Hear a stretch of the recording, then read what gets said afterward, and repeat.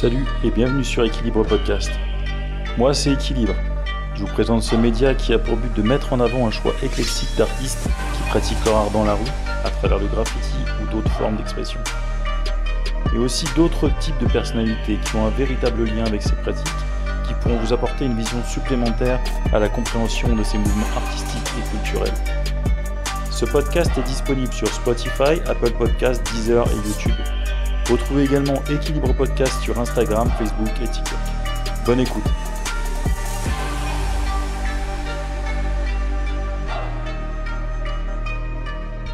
Salut Adrien. Salut.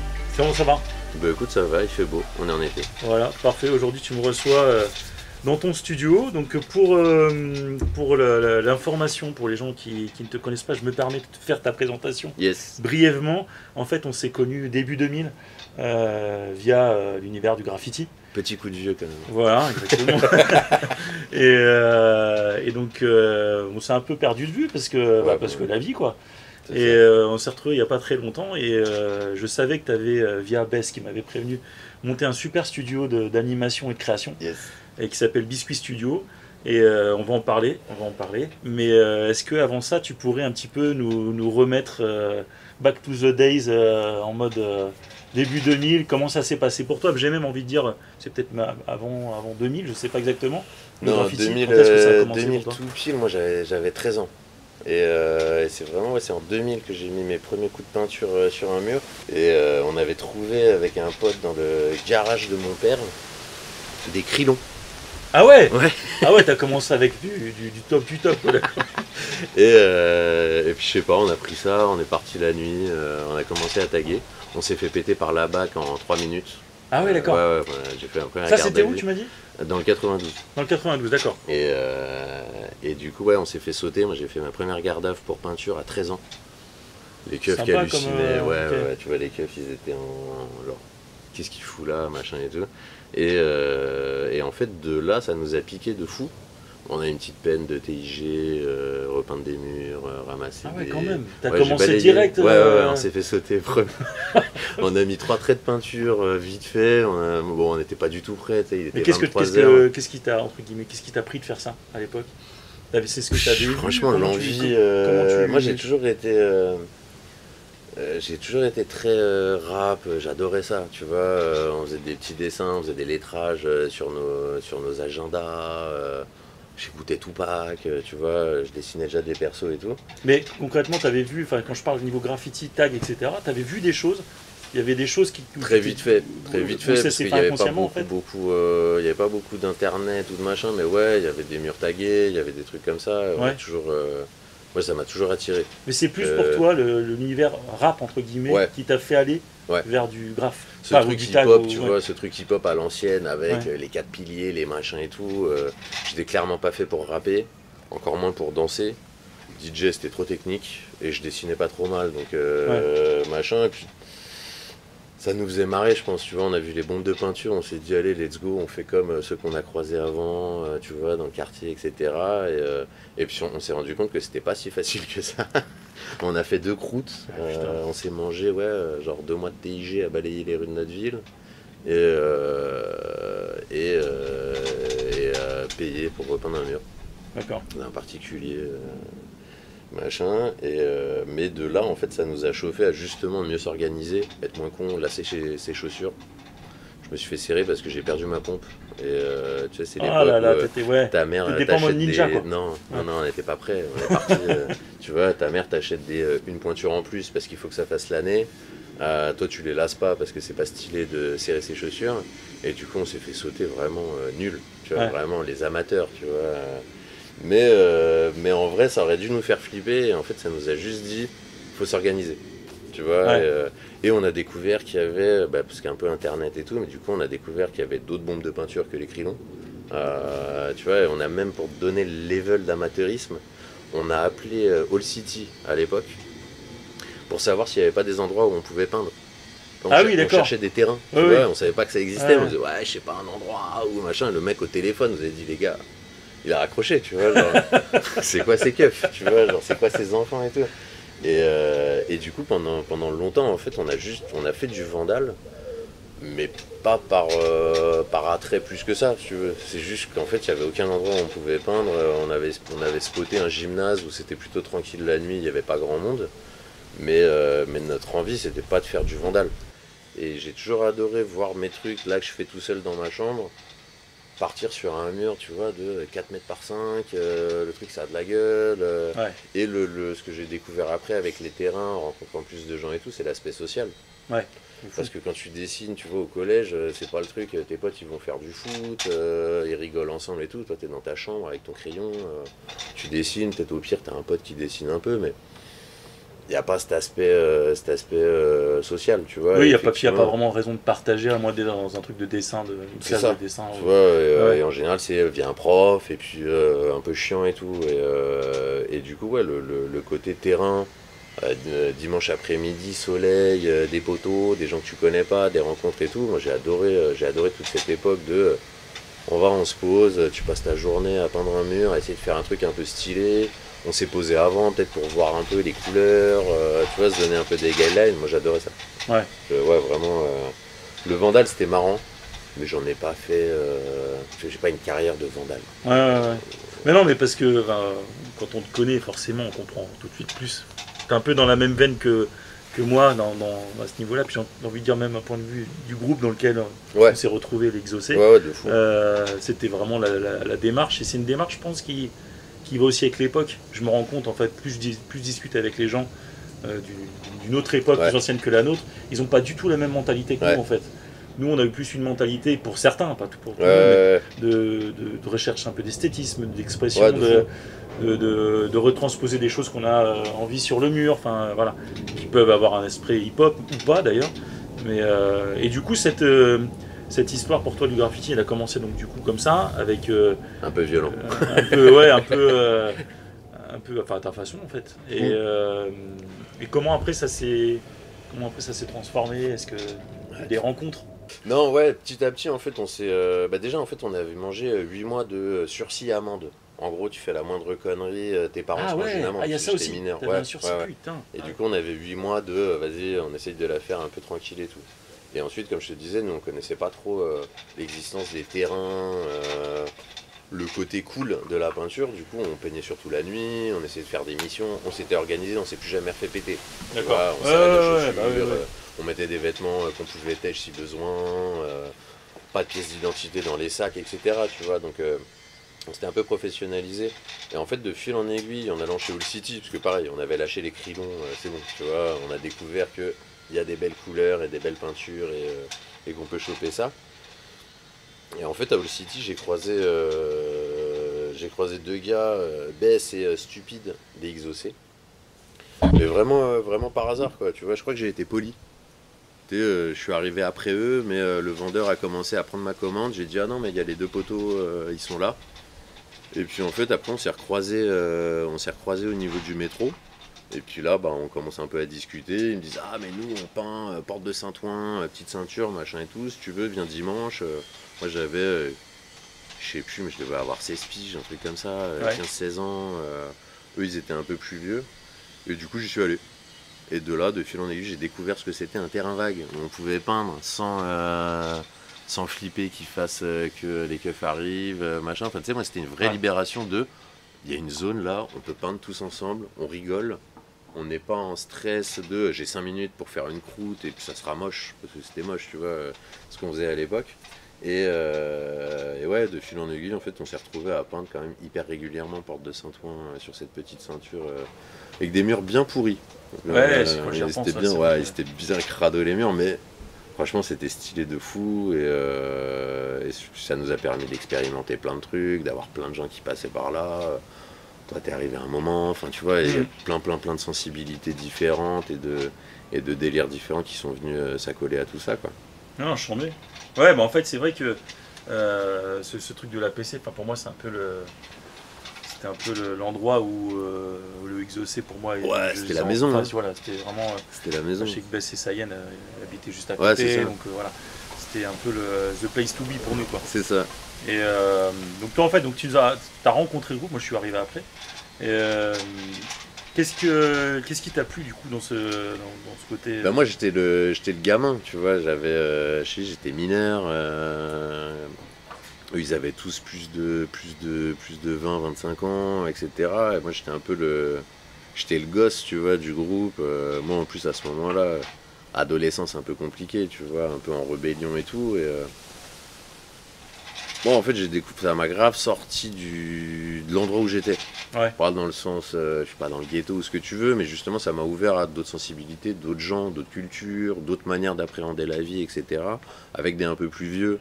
Et j'avoue que moi, ça m'a aidé un peu à canaliser beaucoup de choses, à voir que du coup, on peut faire ça sans être forcément dans tard le soir, construire un truc, tu vois, l'approche faire une fresque à 10 personnes et t'en as 5 qui te disent rendez-vous chez un tel vendredi soir pour préparer la peinture de samedi dimanche ou machin. En vrai c'est une approche qu'on a grave aujourd'hui dans le taf, tu vois. C'est une approche créative du truc on se rejoint, et comme je te disais tout à l'heure, c'est que t'es un peu tout seul dans ta chambre, tu dessines, et là d'un seul coup tu trouves plein de copains qui dessinent, qui trouvent ça stylé de se réunir tous ensemble pour dessiner. T'es plus le geek, Ouais. tu vois ce que je veux dire, t'es plus le geek qui lui va pas jouer au foot avec les potos parce que là j'ai envie de dessiner ou machin. Ouais. Et d'un seul coup c'est cool, tu vois, et t'es avec des gens qui te comprennent et avec qui tu peux échanger, qui vont te donner deux trois conseils techniques, tu vois, parce qu'il y avait Comic, Ouais. un dessinateur de fou, tu vois, C'est qui avait, clair. qui avait un talent incroyable, qui a toujours d'ailleurs. Et moi qui m'a conseillé sur plein de trucs, tu vois, où je dessinais un peu au feeling sans avoir trop de base. Lui qui avait fait les beaux-arts, tu vois, qui avait quand même pas mal de trucs, qui m'a montré plein de choses, qui m'ont aidé à construire, tu vois, mon dessin et ma démarche artistique. Et même moi, tu vois, au final, moi j'ai toujours trouvé que Enfin, ce truc-là, en tout cas, avec les XOC et quelques autres crews, tu vois, il y avait un truc on se soutient, on construit un truc, on grandit tous ensemble, etc. Et puis à un moment, tout le monde est tous ensemble. Puis à des moments, tu vois, on allait se faire des peintures tous les deux. Et puis à un moment, tu vas être avec un autre poteau. Et puis on s'est retrouvé à Toulouse, peindre des murs. On s'est retrouvé à Pau. Enfin, tu vois, genre, et en vrai, se dire que 3 petits coups de peinture à la con qui ont fini par une garde-à-vue pouvaient t'amener ne serait-ce qu'à voyager un tout petit peu en France, tout frais payé pour aller faire de la peinture. Déjà pour moi c'était incroyable, tu vois, et ça me donnait si tu veux, moi j'étais pas forcément, j'étais pas bon élève, tu vois, passer le bac c'était même, tu vois, c'était pas un truc qui me paraissait faisable, etc. Parce qu'à l'époque, quand on s'est connus, t'étais pas dans un organisme ou un truc d'études lié à ce que... Non. Voilà. Non, du tout. Encore, Moi, j'étais encore au lycée. ouais. J'étais encore au lycée, ça se passait pas super bien. Globalement, pour que je reste en cours, il fallait que je dessine. Mais du coup, comme je dessinais, j'écoutais pas trop le cours. Ouais. Mon bac de français, si tu veux, je crois que j'ai eu un 0 parce que j'ai fait un dessin en SVT. Vraiment, ils posaient des questions sur le truc. J'ai lu le truc, genre. Ouais, non, Je mais ne sais pas de quoi on parle. Tu vois, vraiment, je ne savais pas de quoi on parlait. Puis quelque part, ça t'intéressait pas du tout. Ça m'intéressait absolument pas, tu vois, vraiment. Et en fait, tout ça, ça m'a permis de voir que des gens plus vieux vivaient avec des jobs plus ou moins liés à la création, mais vivaient de ça, étaient heureux là-dedans, et que c'était pas juste un espèce d'exutoire à la con qui te coûte de la maille parce que on payait nos bombes, tu vois, on n'était pas les TPK. Et donc tu perds de l'argent, tu risques quand même de te faire condamner pour des trucs, etc. Au bout d'un moment, tu te dis ouais, mais ça m'emmène où ce truc-là, tu vois, et de voir en fait qu'il y a des gens qui en vivaient ou qui pouvaient vivre par extension, parce que c'est vrai qu'à cette époque-là, le graffiti, c'était pas non plus une carrière. Tu vois, fallait vraiment être un gros bonnet pour finir par faire des maniques chez Monoprix ou des trucs comme ça, puis c'était souvent un peu pourri. Il y en avait moins, tu vois, qui étaient dans un truc artistique, qui vendent de la toile, etc. Aujourd'hui, c'est très bien, il y en a plein qui le font, tu vois. Mais ça me donnait un truc c'est possible, et je suis avec des gens qui ont l'air structurés, qui ont une vie, qui ont l'air de leur aller, ils ont l'air heureux, tu vois, toi. Tu commençais ta life, t'étais sur Paris, puis tu vois, tu t'es marié, etc. Enfin, tu vois, moi, c'était des trucs en fait où je me disais, ah, mais attends, on n'est pas condamné à être juste faire des dessins sur le côté. Ça, tu vois, ça peut créer un truc et ça peut nous aider à devenir quelqu'un, tu vois, entre guillemets. Et je pense que ça m'a poussé, tu vois, effectivement, à croire en ce truc-là et à faire une école d'art suite à ça, tu vois. Et en vrai, l'école d'art, moi, je suis arrivé du coup à 17 ans, j'ai squeezé la terminale. parce que de toute façon, j'aurais pas le bac. J'avais des notes catastrophiques. Je crois que j'avais 6 sur 20 au bac de français. J'étais en L. Donc je savais très bien que ça allait pas le faire. Et du coup, j'ai postulé. Je suis arrivé avec tous mes books graffiti remplis de A à Z à la mano. J'avais je sais plus combien de carnets. Tu vois, une dizaine de carnets. Je suis arrivé, bonjour. Et en fait, ça m'a bénéficié. Ouais. Bah ouais, parce que tu vois, t'as plein de gamins qui vont postuler dans ces trucs-là. Ils ont dessiné 3 fois sur leur agenda. Et, tu parles d'une difficile. école en particulier? Ouais, mais qui n'existe plus aujourd'hui, qui s'appelait l'ESAT, et qui partageait les locaux avec l'Européen à Place de Clichy. D'accord. En gros, l'école, tout le bâtiment appartenait à la même personne et qui avait une école le jour et l'Européen la nuit. Et donc ça n'existe plus aujourd'hui? L'école n'existe plus en tant que telle, mais le théâtre est toujours là et je crois qu'il y a toujours une branche architecture d'intérieur ou un truc comme ça et une prépa, il me semble. Ah, c'est dommage parce qu'elle avait l'air super. Bah écoute, c'était assez cool. Après, le directeur est mort, ça a emmené un héritage un peu complexe. Je crois qu'ils se sont beaucoup embrouillés, ça a tué un peu la dynamique. Mais ouais, moi, tu vois, c'est tout ce vécu-là, tout ce truc qui m'a donné confiance avec vous, avec tous ceux que j'ai pu croiser et tout, qui m'ont donné confiance de me dire, mais en fait, ce truc-là, ça tient la route. Tu vois, juste en fait, avoir des gens qui disent, putain, ça tue.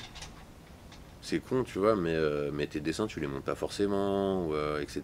Et là, en fait, tout le monde se soutient, tout le monde échange, tout le monde crée ensemble, etc. En fait, ça m'a donné une confiance de fou que j'avais peut-être pas forcément autour de la création artistique à ce moment-là, et qui m'ont amené à me dire, bah en fait une école d'art ça peut valoir le coup. Tu vois, ça peut être un truc d'avenir, ça peut être quelque chose qu'on peut construire, tu vois, qui tient la route.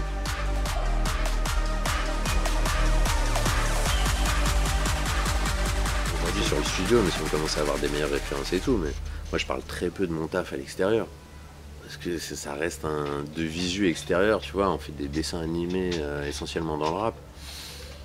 Les gens ils calculent, enfin pour eux c'est un loisir, tu vois, c'est un hobby, c'est pas un métier, tu vois, et on l'a accepté, tu vois, avec le temps d'avoir des faux métiers entre guillemets, tu vois, etc. Mais ouais, effectivement, école d'art, déjà faut avoir les moyens, parce que faut le matos, si c'est une école privée, faut la payer, etc. Donc t'es quand même déjà dans un truc qui présélectionne beaucoup, et en plus la décharge des écoles d'art, t'as quand même beaucoup de branleurs. T'as vraiment beaucoup de gens ils savent pas trop pourquoi ils sont là, c'est juste que les parents ont les moyens et ils sèchent la moitié de l'année, ils bosseront pas là-dedans. Ah oui, d'accord. Toi, tu l'as vu ça, tu vois, de fou. Moi, si tu veux, moi je le vivais vraiment. Je viens pas du tout d'une famille pauvre, etc. Mais mes parents avaient les moyens de me payer cette école-là et pour eux justement c'était le shift. Je me souviens quand j'ai annoncé à mon père, parce que moi je suis allé m'inscrire tout seul, tu vois, mais école payante, il te faut un crédit. Et du coup, j'avais déjà pris rendez-vous pour faire un crédit. Pas nécessaire dans mon besoin de vie, mais c'était en gros ma manière de lui annoncer que quoi qu'il arrive, la décision est prise. Ah oui, d'accord. T'étais déterminé. Ouais, quoi. Soit tu me soutiens et j'en mets, tu peux me la payer. Soit sinon, c'est pas grave, je fais un crédit et je le rembourserai sous X années, etc. Parce que là, t'étais déjà majeur en fait. Non, j'avais 17 ans. D'accord. Et t'as réussi à la banque à aller... Non, je suis pas allé jusqu'au rendez-vous. J'avais pris rendez-vous, mais ils savaient pas que j'étais mineur à ce moment-là. Je pense que ça aurait couillé un moment. Ouais. Mais c'était ma manière à moi de dire, quand même, je suis déter, tu vois. Mais en même temps, pour te donner le contexte, c'est que globalement, toute ma vie collégien-lycée, tous les trimestres, j'ai avertissement travail-conduite. Je fous rien, je suis pas un bon élève, je me bats des fois dans la cour. Enfin, tu vois, genre... Il n'y a rien qui te laisse présager que ce gamin-là sera un bon élève, arrivé en études supérieures, tu vois, mais je sentais un truc qui me disait, faut que tu y ailles, tu vois, faut que, quitte à larguer la terminale, j'ai fait un mois de terminale et je me suis inscrit, tu vois. D'accord. Et je suis rentré un soir, yeux dans les yeux avec mon père, en lui disant, voilà, je suis inscrit là-bas, j'arrête le lycée, si tu veux pas payer, je me démerde, mais ça sera ça. Franchement, je me suis jamais pris de droite, je pense que ce soir-là, il a presque eu envie. Ah ouais. Ouais, il était saoulé. Mais d'un côté, pour lui, il fallait passer le bac. Tu vois, tu passes le bac et ensuite on voit. tu vois, comme beaucoup de darons, et ils ont raison, tu vois, c'est normal, tu vois, ils ont raison. Tu vois tes enfants évoluer, t'as envie de leur assurer une espèce de base. C'est une histoire de contexte que moi, tu vois, j'ai un parcours pareil, enfin peut-être même encore moins glorieux que le tien, mais c'est vrai que pour moi, c'est pas une finalité. Mais après, non, on est d'accord. C'est normal que on puisse en arriver là. C'était un espèce de target de. Ouais, c'est ça. On finit cette espèce de truc général. Bah, jusqu'au bout de ce voilà, truc-là. on finit ce cursus-là et après, t'as envie de faire de l'art, t'as envie de faire machin. On te soutiendra. J'ai toujours eu des parents qui me soutenaient vachement là-dedans, tu vois. Et ce jour-là, donc, avec un passé de collégien lycéen plus que chaotique, j'ai toujours réussi à esquiver le redoublement. Je sais pas trop comment. Bravo. Mais pas moi. Tu vois, 9,6 et puis te laisse passer parce que quand même. Et puis ils se disent, tu fais le petit ouais, sourire, il va faire un effort. Tu fais le petit conseil. L'année prochaine, je suis déterminé et tout. Puis tu n'es pas du tout déterminé. Et du coup, il m'a dit en gros, bah vas-y, on se fait un an. Si au bout de l'année tu fais toujours de la merde, j'arrête de payer et puis tu te démerdes et je sais pas, tu vas trouver un Donc boulot, il a quand même cru en toi, c'est bien. Il a cru en moi, mais en gros dernière tentative. Ah bah oui. Si tu fais n'importe quoi, bah, tu te démerderas, va trouver un job, etc. Mais par contre, vas-y, je te fais confiance là sur un an. Et moi, pour moi, si tu veux, c'était sortir de ce collège-lycée où je sais pas, on t'apprend des trucs, tu t'en fous, tu sais, c'est bête et méchant, c'est du par cœur, je voyais pas le lien, tu vois. Et pour moi, là, c'était l'occasion, en fait, que ma vie ressemble à quelque chose. Tu vois, tu sais, d'avoir un truc stylé et tout. Moi, je me souviens, la première semaine, je suis retourné voir mes potes autour de chez moi et je leur ai dit, j'ai dessiné toute la journée. Tu sais, c'était une dinguerie. Pour moi, c'était genre... Mais là, c'est sérieux. Enfin, tu vois ce que je veux dire? Genre, les gens sont sérieux autour de ton dessin. On va en parler pour de vrai, etc. Ça peut devenir un métier. Tu peux finir... Et tu vois, mais c'est ce que je kiffe aujourd'hui. C'est-à-dire que tu peux finir par gagner ta vie, payer tes impôts, ton loyer, ton crédit, tout ce que tu veux, en faisant des dessins, en faisant ce que t'aimes. Tu vois, genre au quotidien. Il y a des moments relous.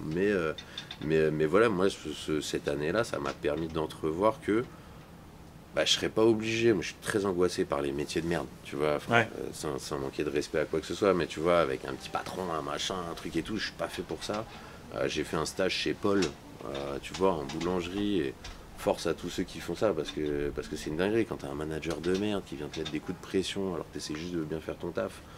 Et j'aurais pas supporté, tu vois, de te manger des coups de presse, tu veux poser des congés, on te prend la tête, toute ta vie on te prend la tête, on veut jamais t'augmenter, enfin... Ce monde-là du salariat m'angoissait, tu vois. Déjà, putain, en fait, c'est fou. Ouais, de fou. Mais je te dis, j'ai fait un stage là-bas. C'est l'enfer. Enfin, tu vois, et vraiment, force à tous ceux qui se retrouvent obligés de bosser là-dedans et tout, parce que quel enfer, tu vois. Et je voulais avoir du sens dans tout ça, tu vois. Je pouvais pas envisager mon quotidien avec un taf qui me plaît pas, que t'es obligé de faire parce qu'à un moment, faut payer ses factures. C'est fou, hein, parce que c'est pas donné à tout le monde d'avoir cette présence d'esprit, cette deadline, on va dire, de te dire c'est ça que je vise. Ouais, mais moi quand on est jeune, c'est pas, tu vois, moi j'ai pas eu cette démarche. Ouais, de fou. Mais moi j'ai eu cette chance, tu vois, moi j'ai beaucoup été confronté à des potes ou etc. Tu sais, qui savaient pas ce qu'ils voulaient faire dans leur vie. Ouais. Moi j'ai eu la chance, malgré tout là-dedans, depuis franchement tout petit, je sais que je veux dessiner. Tu vois, et je sais que je veux ça, je sais que j'ai besoin de ça. Enfin, tu vois, c'est même plus une. Ça a jamais été un hobby, si tu veux. Ça a toujours été un truc, je fais ça le soir, je sors pas s'il faut, je peux rester enfermé une semaine à que dessiner, que imaginer des trucs, etc. Et ça a toujours été...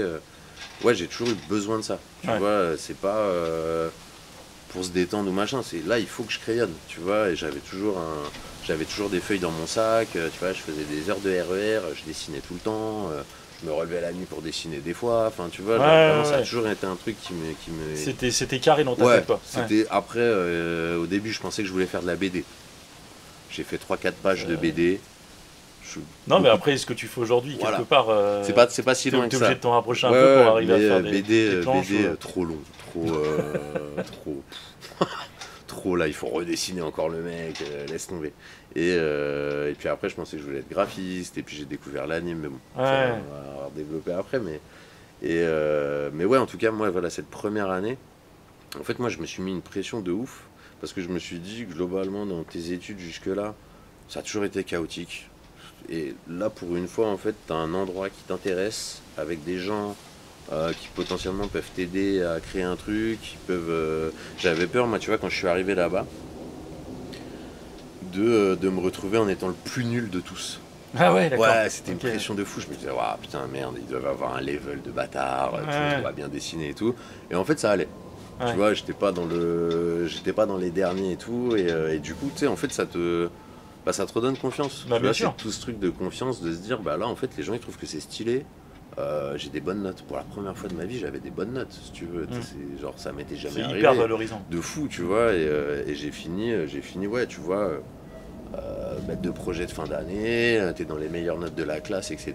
Et tu vois, et de voir tes parents qui se disent, ah putain, ça y est, il est pas complètement. Enfin, tu vois, ça va pas être une galère. C'est ça va pas être une galère toute sa vie, être toujours dans des compliqués, machin et tout. Et ouais, ça m'a apaisé de fou. Et en plus, à côté de ça, on continue à peindre, tu vois, avec le crew. Et de grandir là-dedans et de s'apaiser, tu vois, d'appréhender le truc en se disant, bah là, en fait, à partir de maintenant, ce que je fais, bah, c'est le début de la suite, tu vois. Et c'est le début de, je sais pas trop où on va, mais en tout cas, via le dessin, via la création, peinture, pas peinture, etc. Mais en tout cas, il y a un avenir qui peut exister sans être tout le temps à la gorge, sans être dans un taf alimentaire, mais le soir, tu vas faire tes trucs et tout. Mais voilà, ça pouvait devenir un avenir et ça pouvait créer quelque chose qui serait solide et dans lequel je pourrais faire ce que je kiffe et gagner ma vie en le faisant. Ouais. Oui, sans savoir tout de suite exactement comment ça va se concrétiser. Mais ce qui est sûr, c'est que tu as compris que là, t'es sur les bons rails, quoi. C'est ça. En tout cas, après, à ce moment-là, la créa pure et dure, tu vois, rap, etc., c'est grave pas cool. Tu vois, là aujourd'hui c'est cool le rap, c'est génial, tout le monde dit qu'il fait du rap, écoute du rap, il y a des top 1 dans tous les sens et tout. À ce moment-là, c'est quand même plus confidentiel, tu vois, on est dans les 2006-2007, moi j'ai fini mes études en 2009. Ouais. Tu vois, donc, et à l'époque, moi j'avais beaucoup de graffiti dans mon book, forcément ça se ressentait dans les projets de cours et les trucs comme ça, mais c'était pas super cool. Tu vois, comme je te le disais tout à l'heure, il y a des profs moi qui me disaient ça, là, les trucs graffiti. C'est ce que je voulais te demander tout à l'heure. Tu dégages ça. Quand tu arrivais du coup avec ton bagage, donc tu m'as dit clairement qu'il y avait un regard un peu alambiqué sur le sujet. Ouais. Et comment t'as vécu ça? Est-ce que tu as réussi à te remettre en question par rapport à ça pour du coup produire un travail un peu différent? Bah, pour moi en fait à l'époque tout ce qui était rap, graffiti, c'était péjoratif limite. Ouais. Tu vois, c'était pas. Toi, tu avais cette conscience-là déjà de te dire de pas rester borné. Fallait pas le montrer, faut pas le limite, faut le cacher un peu. Franchement, à l'époque, tu vois, t'allais dans certains concerts de Peura, il y avait que des mecs. Enfin, tu vois, si tu voulais à peu près serrer des meufs, tu faisais genre t'écoutais Marvin Gaye ou des trucs comme ça. Tu vois, t'essayais de lisser un peu les contours. Après, ça nous a fait découvrir des artistes de fou, tu vois, mais c'était pas ce truc aujourd'hui, tu vois, qui est un peu universel, dans les festivals, les machins et tout le monde écoute Booba, il y a plus ce truc, tu vois, un peu que tu caches, entre guillemets, tu vois. Et du coup, ouais, moi j'ai toujours, en tout cas j'ai appréhendé les études en ayant une espèce de... dans la tête qu'il fallait savoir faire du graphisme pur et dur, tu vois, pas du graphisme graffiti avec des tags pour Monoprix. Mais savoir faire une vraie DA en fonction de quel milieu tu es censé parler, si c'est pour une banque, si c'est pour machin, de pas être cloîtré dans un style. Et à côté de ça, je fais mes dessins, tu vois, j'ai mon style à moi et c'est mes projets perso, mais d'être capable de s'adapter. Après, ça c'est la formation, parce que j'étais pas complètement, tu vois, j'ai pas fait les beaux-arts, j'ai fait vraiment une école de communication visuelle. Ouais. Donc tu es censé faire du logo, tu es censé faire à l'époque un petit site web et des trucs comme ça. Et du coup, moi j'ai très vite, ouais, effectivement, digérer de ton style, c'est ton style, c'est super. Il faut être capable de produire du graphisme pur et dur pour n'importe quel client, pour une agence, pour tous ces trucs-là. Et c'est vrai qu'il y a toujours eu un truc un peu clivant. J'avais des profs qui adoraient l'esthétique, graffiti, etc. Et d'autres qui vomissaient ça, tu vois, qui me demandaient de les retirer de mon book, qui voulaient pas que j'en parle, fallait un peu le cacher, etc. Tu vois. Et sur les dernières années, effectivement, où moi j'avais quelques pages qui étaient consacrées à ça, parce qu'en fait assez vite, en plus du graffiti, comme je te disais, moi j'ai toujours été très rap et on avait commencé avec mon frère avec qui on a monté ensuite le studio, à faire des petits clips, tu vois, des petits street clips, on faisait des covers, on allait vendre des CD à la Sauvette à Châtelet, tu vois, des 5 € la mixtape, c'est nous qui avions fait la cover, c'était des potes qui rappaient, on n'en a pas vendu beaucoup, je vais pas te mentir, le disque d'or était assez loin. Mais on a fait un peu tous ces trucs-là, tu vois, de créer en plus, certes on était en école, mais on continuait à faire des petits clips avec des potes, beaucoup dans le 91. Alors toi tu parles de faire des clips en animation? Non, non, non, à ce moment-là on n'avait pas le talent. C'était sous quelle forme alors? On filmait. D'accord. On filmait, Ok. on montait, tu vois. Vous étiez dans le visuel, mais... Ouais, c'est ça. On avait envie de tourner. Voilà, tu vois, on avait trouvé une petite caméra DV. Tu sais, encore des cassettes et tout, tu vois. Non, ça, on vient de loin, hein, tu vois. Et on filmait avec ce qu'on trouvait. On a testé, on avait un petit ordi, on faisait de l'étalo, du montage. Ouais. C'était un peu pourri, hein, tu vois, mais on s'est fait les dents là-dessus. Et c'est de là, en fait, petit à petit, en fait, c'est une mayonnaise, tu vois, qui est montée petit à petit de... Ok, on fait du visuel. Moi, j'ai découvert un peu sur la fin des études tout ce qui est motion, animation, etc. Mais les images fixes, c'est très cool, mais j'aime beaucoup, moi, ce qui bouge. Ouais. Tu vois, la narration, le cadrage, comment on va amener tout ça, etc. Et de voir le truc prendre vie. Moi, j'adore voir les trucs... tu vois, quand je dessine un perso, c'est super. Mais le voir s'animer, avoir des expressions, réagir à une histoire, etc. Moi, je suis comme un gosse. Moi, je regarde les trucs, tu sais... Waouh. Quand j'étais petit, je prenais mes persos, DBZ, ce que tu veux, je les faisais bouger, je me racontais des histoires, etc. Là, c'est pareil, mais sauf que je suis payé pour ça et certaines personnes trouvent ça stylé. Donc, mais on est clairement dans cette continuité-là de... On fait parler nos bonhommes et on s'est imaginé une histoire. Et avant, on faisait ça juste tous les deux dans notre chambre. Et maintenant, on fait ça tous les deux dans notre studio. Mais en plus, ça finit sur Internet et... parfois les gens adhèrent au truc et trouvent ça cool. De fil en aiguille, on a commencé à faire du clip, des covers, pas mal de choses. Et ça, du coup, moi, c'était une partie ultra prenante de mon book. Tu vois, c'est des trucs que je faisais et donc, tous du les coup, week-ends. beaucoup plus parlant pour dire le commun des mortels, on se retrouve forcément plus à comprendre ce genre de projet. À l'inverse, où le graffiti, ils vont dire ah oui, c'est du graffiti, d'accord. Ouais, c'est ça. Et là, du coup, ouais, t'avais les covers, donc c'est quand même du rap, mais il y a du graphisme, etc. Donc ça faisait un peu le pont, si tu veux, entre cette culture graffiti, parce que quand je vais shooter un mec, en vrai, mes références, j'ai fait des croquis avant de comment j'aimerais le shooter, ça ressemble au perso que je faisais sur des murs. Donc si tu veux, en fait, de fil en aiguille, la manière de placer une typo, les typos qu'on va choisir, elles ne sont pas forcément graffiti, mais ta relation entre le perso et le bloc de texte à côté, tu l'as retrouvé déjà sur une fresque, enfin tu vois, et ça fait partie de toute cette culture-là, etc. Et qui à l'époque était quand même assez liée, tu vois, l'imagerie graffiti dans les débuts 2010 a été très rap. Sur beaucoup de franges, tu vois, ça restait une esthétique très liée au rap. Et donc ouais, de fil en aiguille, moi la moitié de mon book c'était des projets perso, avec des petits rappeurs indés, des covers qu'on avait envie de faire, des trucs comme ça, etc. Et ça, c'était pas forcément super bien vu pour aller en agence. Ah oui, oui. Le target un peu des études, c'était de finir directeur artistique dans une agence de pub, tu vois, ou dans une agence de créa, etc. T'arrivais pas trop à te... débarquer avec tes covers rap, tes machins et tout, tu vois, pour aller chez L'Oréal ou machin. Ça leur parlait moyen. Il y en a à qui ça parlait, il y en a à qui ça parlait pas trop. C'est là que tu vois quand même que l'esprit des gens, je sais pas si c'est français cet état d'esprit, mais il est assez... les gens n'arrivent pas à comprendre par exemple que tu peux être un très bon dessinateur et aussi un bon photographe. Ouais. Ou tu vois, ici on aime pas trop les multicasquettes. C'est pas valorisé ça. Ouais, on a du mal. Puis il y a un truc un peu de, même dans le métier, tu vois, de graphiste et tout. Si tu l'as jamais fait, tu vois, un type de projet, genre tel genre de montage ou de dessin, si t'as pas de référence pour montrer que tu l'as déjà fait, personne va te le filer. Ouais. Tu vois, faut que tu l'aies déjà fait. T'es là, genre, bah ouais, mais du coup, c'est comme quand tu vas démarcher pour un boulot, quelle expérience t'as il faut, on cherche un junior. Je sors des études. Avec 5 ans d'expérience. Ouais, c'est ça. Ouais, mais du coup, il est junior ou il est. Tu vois, et c'est exactement ça. C'est un truc, je pense, quand même assez. Savoir laisser sa chance. J'ai jamais taffé dans d'autres pays, tu vois, mais j'ai l'impression que dans certains pays, on fait un peu plus confiance à, bah regarde, il a l'air de savoir dessiner. Oui, il peut sûrement faire autre chose, il peut réussir à s'adapter, etc. Et effectivement, tu as toujours eu un peu ce truc de, du coup.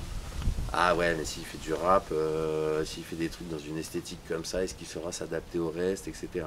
Mais voilà, comme je te disais, moi j'ai toujours quand même pris ça dans le background et de se dire, faut qu'on soit capable de montrer, faut que je sois capable de montrer que je peux faire de la présentation pour L'Oréal, tu sentiras pas une seule goutte de graffiti là-dedans, etc. Enfin voilà, d'être capable d'avoir plusieurs visages entre guillemets et plusieurs cordes à mon arc, et que tu ressens aujourd'hui dans le studio encore aujourd'hui, tu vois. On essaye de rarement faire un truc qui a exactement le même style, etc. On aime bien varier les styles, on aime bien...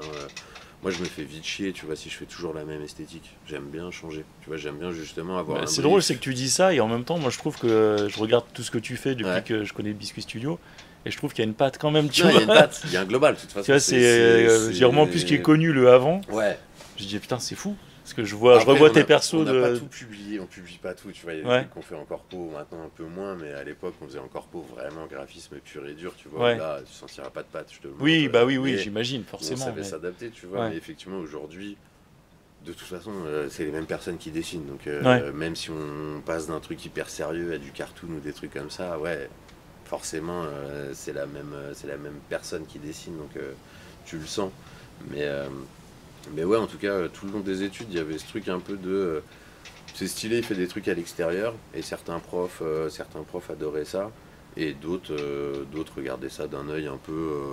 ça correspondait pas à leurs attentes, quoi. Ouais, c'est juste un peu de la merde. Enfin, tu vois, c'est juste... on s'en fout. Tu vois, c'était même pas c'est bien ou c'est pas bien, c'est juste... ok, il fait de la peinture sur les murs si tu veux, tu vois, et puis ça dégage, mets pas ça dans ton book, et etc. Mais bizarrement, je me suis fait recruter parce que j'avais des trucs comme ça dans mon book. Et que justement, je testais plein de trucs, etc. Et dans d'autres esthétiques, et l'agence qui m'a recruté quand j'ai fini mes études, justement, cherchait ça un peu. Et de faire des trucs avec des potes à l'extérieur, que ce soit avec XOC, que ce soit avec les gars avec qui on avait les collectifs Peura, etc. En fait, ça m'a grave bénéficié. C'était quoi les collectifs Peura dont tu parles? C'était No Stress dans le 91 vers Juvisy. Et puis après, un peu. Donc c'était un collectif, c'était quoi? Ouais, c'était un collectif avec pas mal de rappeurs. T'avais un groupe qui s'appelait Bananas Bling. Et puis des petits rappeurs qu'on aujourd'hui arrêté, tu vois. Et personne n'a percé plus que ça. Mais c'était des époques incroyables, tu vois. Il y a un home studio tout pourri. Avec un ordi qui marchait à moitié, mais il pouvait record, il faisait des sons, nous on kiffait, c'était les poteaux, on passait nos week-ends là-bas. Ah oui, c'est excellent, genre de shootait avec le premier truc qui passait sous la main, tu ouvrais un Photoshop, tu détourais un peu, tu faisais une cover, tu vois, mais on a fini par faire imprimer des vrais CD, comme je te disais, on a fini par essayer de les vendre. Donc non, c'était marrant, tu vois, c'était vraiment marrant. Et moi je considérais ça comme un coup de graffiti, tu vois. C'était pareil, c'était une team... axé autour de la créa, on n'avait pas de grands plans, mais on le faisait parce qu'on adorait ça et qu'on n'avait pas grand chose d'autre à foutre. Et voilà, et en vrai on a fait nos premiers clips là-dedans, on a fait nos premiers covers, faut que tu gères l'impression, tu vois, il y a ton pote qui dit vas-y je vais mettre 100 balles pour imprimer des CD. Toi faut que tu envoies à l'imprimeur, tu vois, il faut lire des specs techniques et tu comprends rien, et le mec recale tes fichiers, donc tu recommences. Et puis d'un seul coup il y a un peu d'argent dans le truc, même si c'est peanuts, mais pour nous c'était beaucoup, tu tu dis vois, waouh, c'est bien sérieux en fait. Ouais, c'est ça, on était à 10 balles près, donc 100 € pour faire des CD, c'était un investissement, tu vois, et donc non, il fallait prendre le truc au sérieux, tu vois. Et pour le coup, on a toujours essayé de faire le truc sérieusement, tu vois, c'était important, il fallait bien le faire, tu vois, on faisait pas ça genre sur le côté, on s'en fout et machin, non, il fallait bien le faire et essayer, et si ça marche, et puis si ça marche pas, c'est la vie. C'est marrant quand tu me dis ça, parce que à travers ce que tu me racontes de comment tu as vécu, d'avoir vécu avec nous, qui étions un peu plus âgés que toi, que du coup ça t'a permis d'arriver à certaines choses plus facilement, ou je sais pas plus facilement, mais en tout cas ça t'a permis. Pour moi à l'époque j'avais pas la sensation que tu étais plus jeune que nous en fait. Tu avais une maturité déjà, tu vois, qui faisait que je voyais pas du tout la diff, alors qu'avec d'autres j'ai vu alors qu'avec d'autres j'ai vu la diff, tu vois. Et c'est marrant, c'est quand tu parles de tout ça en fait, c'est que je me rends compte que t'as été sans qu'on s'en rende compte, parce que on a toujours une relation hyper cool. T'as toujours été carré et t'as toujours su, entre guillemets, même si des fois, comme tu disais au collège, t'étais un peu perdu et tout, mais t'as toujours su où est-ce que tu voulais aller, quoi. Ouais, franchement, moi j'ai eu cette chance. Je considère vraiment génial, c'est une chance de fou, tu vois, de pas avoir cherché pendant. Non, mais c'est surtout que t'as vu ça, et c'est surtout que t'avais les cartes en main. C'est-à-dire que tu vois ce que je veux dire, il y a ceux qui veulent et qui n'ont pas les cartes en main et qui Ouais. Bah, ils n'y arrivent pas. Mais, moi, je te dis, je considère que j'ai eu de la chance, tu vois, d'avoir capté Bess et Stupide, tu vois, sur un Old City. Franchement, j'y arrivais 10 minutes après, je les croisais pas. Ouais. Donc, pour moi, en fait, ouais, j'ai eu beaucoup de chance. D'être né aussi dans un contexte familial qui peut te payer des études, d'être passé à des endroits où j'ai pu croiser, tu vois, tous les gens du crew, ou bah du coup avec plein de sensibilité, etc. Et effectivement, qui m'ont nourri de fou. Et je te dis, tu m'aurais vu au lycée à la même époque. T'aurais vu que j'avais cet âge-là, quoi. Ouais. Tu vois. Oui. Là, en fait, c'était le moment. En fait, moi, j'ai toujours vécu un peu dans ces moments de. Attends, vas-y, là, c'est une page blanche. Enfin, tu vois, genre là, tu vas écrire une nouvelle histoire, justement, pas avec ce background de ah, c'est le petit con qui fera rien dans sa vie. Tu vois, genre là, vas-y, en fait, bah, il y a des gens, ils te prennent comme tu viens d'arriver. Et tu vois, et en vrai, moi, c'est ce que j'ai toujours beaucoup kiffé dans le graffiti. Tu sais, on se connaît que par pseudo. On sait à peine d'où un tel vient, etc. On regarde les dessins, il a un bon délire. On se retrouve sur un terrain vague le samedi après-midi pour peindre. Qui vient d'où, pourquoi, comment, enfin tu vois, genre tout le monde s'en fout. Tu vois, en fait, il y a un truc comme ça que je trouve stylé, c'est ce mec, bah voilà, c'est Ekil, il peint, putain, c'est stylé. D'où il vient, pourquoi, comment, en fait, c'est pas la question. Tu vois, et, moi, c'est un truc que j'ai toujours bien kiffé on est des blazes, avec des sensibilités, on se retrouve pour faire une belle peinture. Et petit à petit, on va apprendre à se connaître, tu vois, mais ce truc, effectivement, grave. Parce que dans un métro, t'as de la peinture sur les chaussures, ça se parle, ça échange, et puis 2 semaines plus tard, t'es en train de faire un mur avec les poteaux. J'ai toujours trouvé incroyable ce truc, tu sais, vraiment, c'est vivant de fou. Et comme je te disais, tu vois, où tu te retrouves à prendre l'avion ou le train pour aller fin fond de je sais pas où, bah t'étais là à Pau. Non, t'étais pas venu. Et tu vois ce truc-là, tu sais, ils nous avaient hébergés dans un espèce de dortoir. Advienne que pourra, puis tu peins dans le skatepark, il y a des gens qui font des trucs, il y a de la musique. Moi je trouvais ça trop stylé, tu vois. Non, J'avais clair. l'impression d'être une rockstar en tournée, tu vois. C'est pété, ils t'ont pas donné d'argent, ils t'ont vaguement lâché un sandwich, tu sais, ils devaient être là, genre, ils demandent rien, ils demandent pas de salaire, fais-les venir. Tu vois. Mais nous à l'époque, je trouvais ça incroyable. Quand je disais, ouais, je me casse à Pau pour faire de la peinture, t'es une rockstar, tu vois, genre, bon, t'as pas gagné d'argent, ils t'ont juste payé les bons.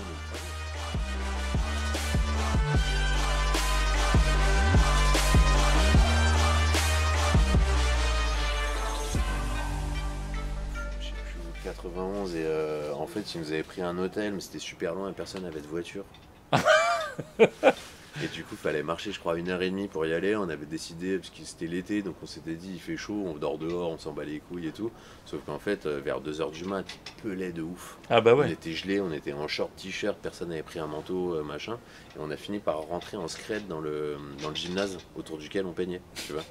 Et on avait dormi sur des tapis qui puaient des pieds, c'était assez marrant. Là, c'était avec le groupe aussi, ça? Ouais. Je me souviens pas, ouais. C'était hyper loin, je sais plus, on avait fait plein de 1h30 de RER, un truc comme ça, tu sais, t'arrives au fin fond, tu sais même pas que cette station existe. Non, c'était assez marrant, ouais. Le matin, vers 6h, 7h, on s'était barré parce qu'on avait peur de se faire cramer. Ah oui, pour faire genre, on arrive. Ouais, genre, non, on est tout frais et tout, on était allé squatter un bar et revenir un peu plus frais, tu vois, vers 10h du mat, un peu réchauffé parce qu'on était congelé de fou, on sentait des pieds, tu vois. On a dormi sur des matelas de muscu. De gymnase horrible, mais c'était marrant. Mais franchement, ouais, tu vois, pour moi, tout ça, c'était cette espèce d'aventure-là, tu vois, on part, on arrivera à un endroit à un moment, on fera des peintures. Tu vois, on était sur des terrains, donc en vrai, il n'y avait pas de chasse avec la police, tu vois. Le truc est posé, tu dis bonjour aux gens quand tu les croises. À la fin, on fait nos petites photos, c'est cool. Et ouais, moi, il y avait un truc un peu, ouais, tu sais, écolo, bon esprit, tu vois, et d'être content après de regarder ton truc, et de passer des bons moments avec plein de gens. Et ouais, comme je te disais, moi j'aimais bien ce truc de... Il n'y a pas de... Tu connais pas les gens, tu vois, tu les prends tels qu'ils sont, et pas, ah, il vient de là, il vient de là, il vient de là, il écoute ça, machin et tout, puis t'échanges, et ouais, ce truc de vraiment pseudo, c'est toi qui te crée. Et là, tu vas créer ta relation. Et après, il y en a plein dont on connaît que le pseudo, puis on sait pas ce qu'ils sont devenus parce que chacun a fait sa vie. Puis t'en as d'autres, tu vas finir à leur mariage, tu vas finir à les capter encore plus, à peut-être partir en vacances avec, enfin, tu vas se faire des vrais potes. Et tu vois, nous on s'était un peu perdu de vue, et puis on se reconnecte, et puis c'est chambé, et puis on se rappelle les souvenirs, et puis c'est incroyable, tu vois. Ouais, c'est clair. Tout ce truc. Et ouais, moi vraiment ça m'a structuré. Et ça m'a donné envie de créer plus, d'échanger avec des gens et d'être, tu sais, pour moi, le graffiti, c'est l'ouverture. Enfin, tu vois, j'en fais plus depuis un moment maintenant, tu vois, donc je sais pas comment ça se passe aujourd'hui, mais pour moi, c'était grave cette espèce de truc hippie on se retrouve sur un espèce de terrain vague, personne veut aller là, machin, mais lui, tu le connais depuis 3 minutes, puis là, on gaulerie de fou. Cette espèce de communauté qui se retrouve pour faire des peintures, et puis un tel il fait tel dessin, puis toi tu vas là, puis oh putain c'est stylé, et puis à la fin ça fait un espèce d'ensemble. Après les mecs qui prévoyaient les trucs pendant 2 semaines, c'était un ensemble incroyable, puis nous des fois c'était un espèce de patchwork un peu bordélique, mais qui créait, tu vois, qui était bien sûr. Ouais, non. Et ce qui est drôle, c'est que je me rends compte que nous à cette époque-là, il y avait encore un peu encore des bad boys qu'on voit dans le graffiti, sûrement toujours, mais c'est plus la même époque. Mais c'est vrai que nous, on était vraiment dans une atmosphère, comme tu dis, de partage, on passe un bon moment. C'était clairement des hippies. Hein. Et ouais, c'est ça. Et alors qu'au final, il y avait encore, à cette époque-là, toute une branche du graffiti qui était vraiment dans le dur, quoi. Et qu'on a pu croiser d'ailleurs à d'autres moments. Mais c'est vrai que là, tu te rends compte qu'on était encore... On était en fait une nouvelle génération. Pour moi à l'époque, on était un peu j'ai envie de dire la new school, mais il y a des gens qui sont encore plus vieux que nous qui considèrent qu'eux ils sont plus de la new school que nous. Fou. Mais enfin bref, donc peu importe. Mais il y avait ce truc effectivement de entre guillemets professionnalisation. Enfin, tu voyais que le truc commençait à plaire. Tu vois, t'en voyais de plus en plus dans les magazines. Puis c'était médiatisé. C'est vrai les vêtements, tu vois, t'as eu toute la vibe O'Clock Agnès B. C'est alors le truc un peu snob parisien commençait à embrasser le truc, il commençait à y avoir des expos, enfin tu vois, effectivement, nous on a un peu cette génération c'est plus que froisser des métros et voler ses bombes, mais démarche 100% artistique et pas forcément dans un truc illégal. Si tu veux, moi c'était, même si les premières années ça me faisait marrer le côté illégal, tu vas peindre la nuit et tout, j'en ai fait un peu, tu vois, je continuais à taguer des RER ou des trucs comme ça le matin, j'aimais bien le matin. Et en allant au lycée. Mais le fond de la démarche, c'était pas l'illégalité. Si tu veux, c'est pas ça qui nous. Tu me corriges si je dis de la merde, mais c'était vraiment plus de se retrouver pour peindre un mur. Tu vois, et que ce mur soit interdit, autorisé et tout, c'était pas notre problème. Mais le but, c'était de se retrouver tous ensemble, faire une belle peinture avec une thématique ou ce que tu veux, et capter des gens cool venus de tous horizons différents. Et effectivement, comme tu dis, c'était un truc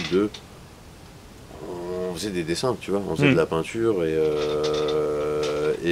avec certains qui sont devenus professionnels plus ou moins là-dedans, d'autres qui font d'autres tafs et qui parfois ont un peu de rapport, voire pas du tout, etc.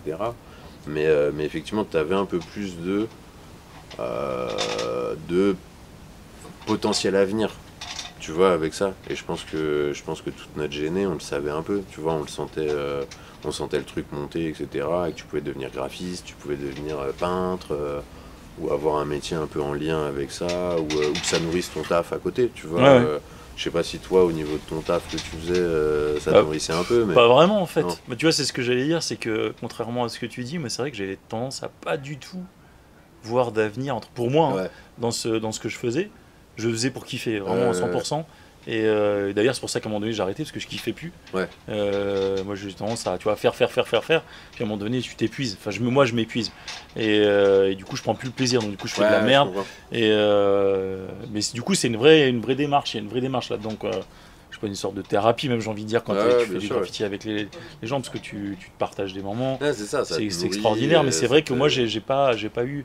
Il y a eu à travers le graffiti, ça peut être du tatouage, ça peut être du graphisme, ça peut être de la peinture, même du graffiti, tu vois, quand tu arrives à vendre ça.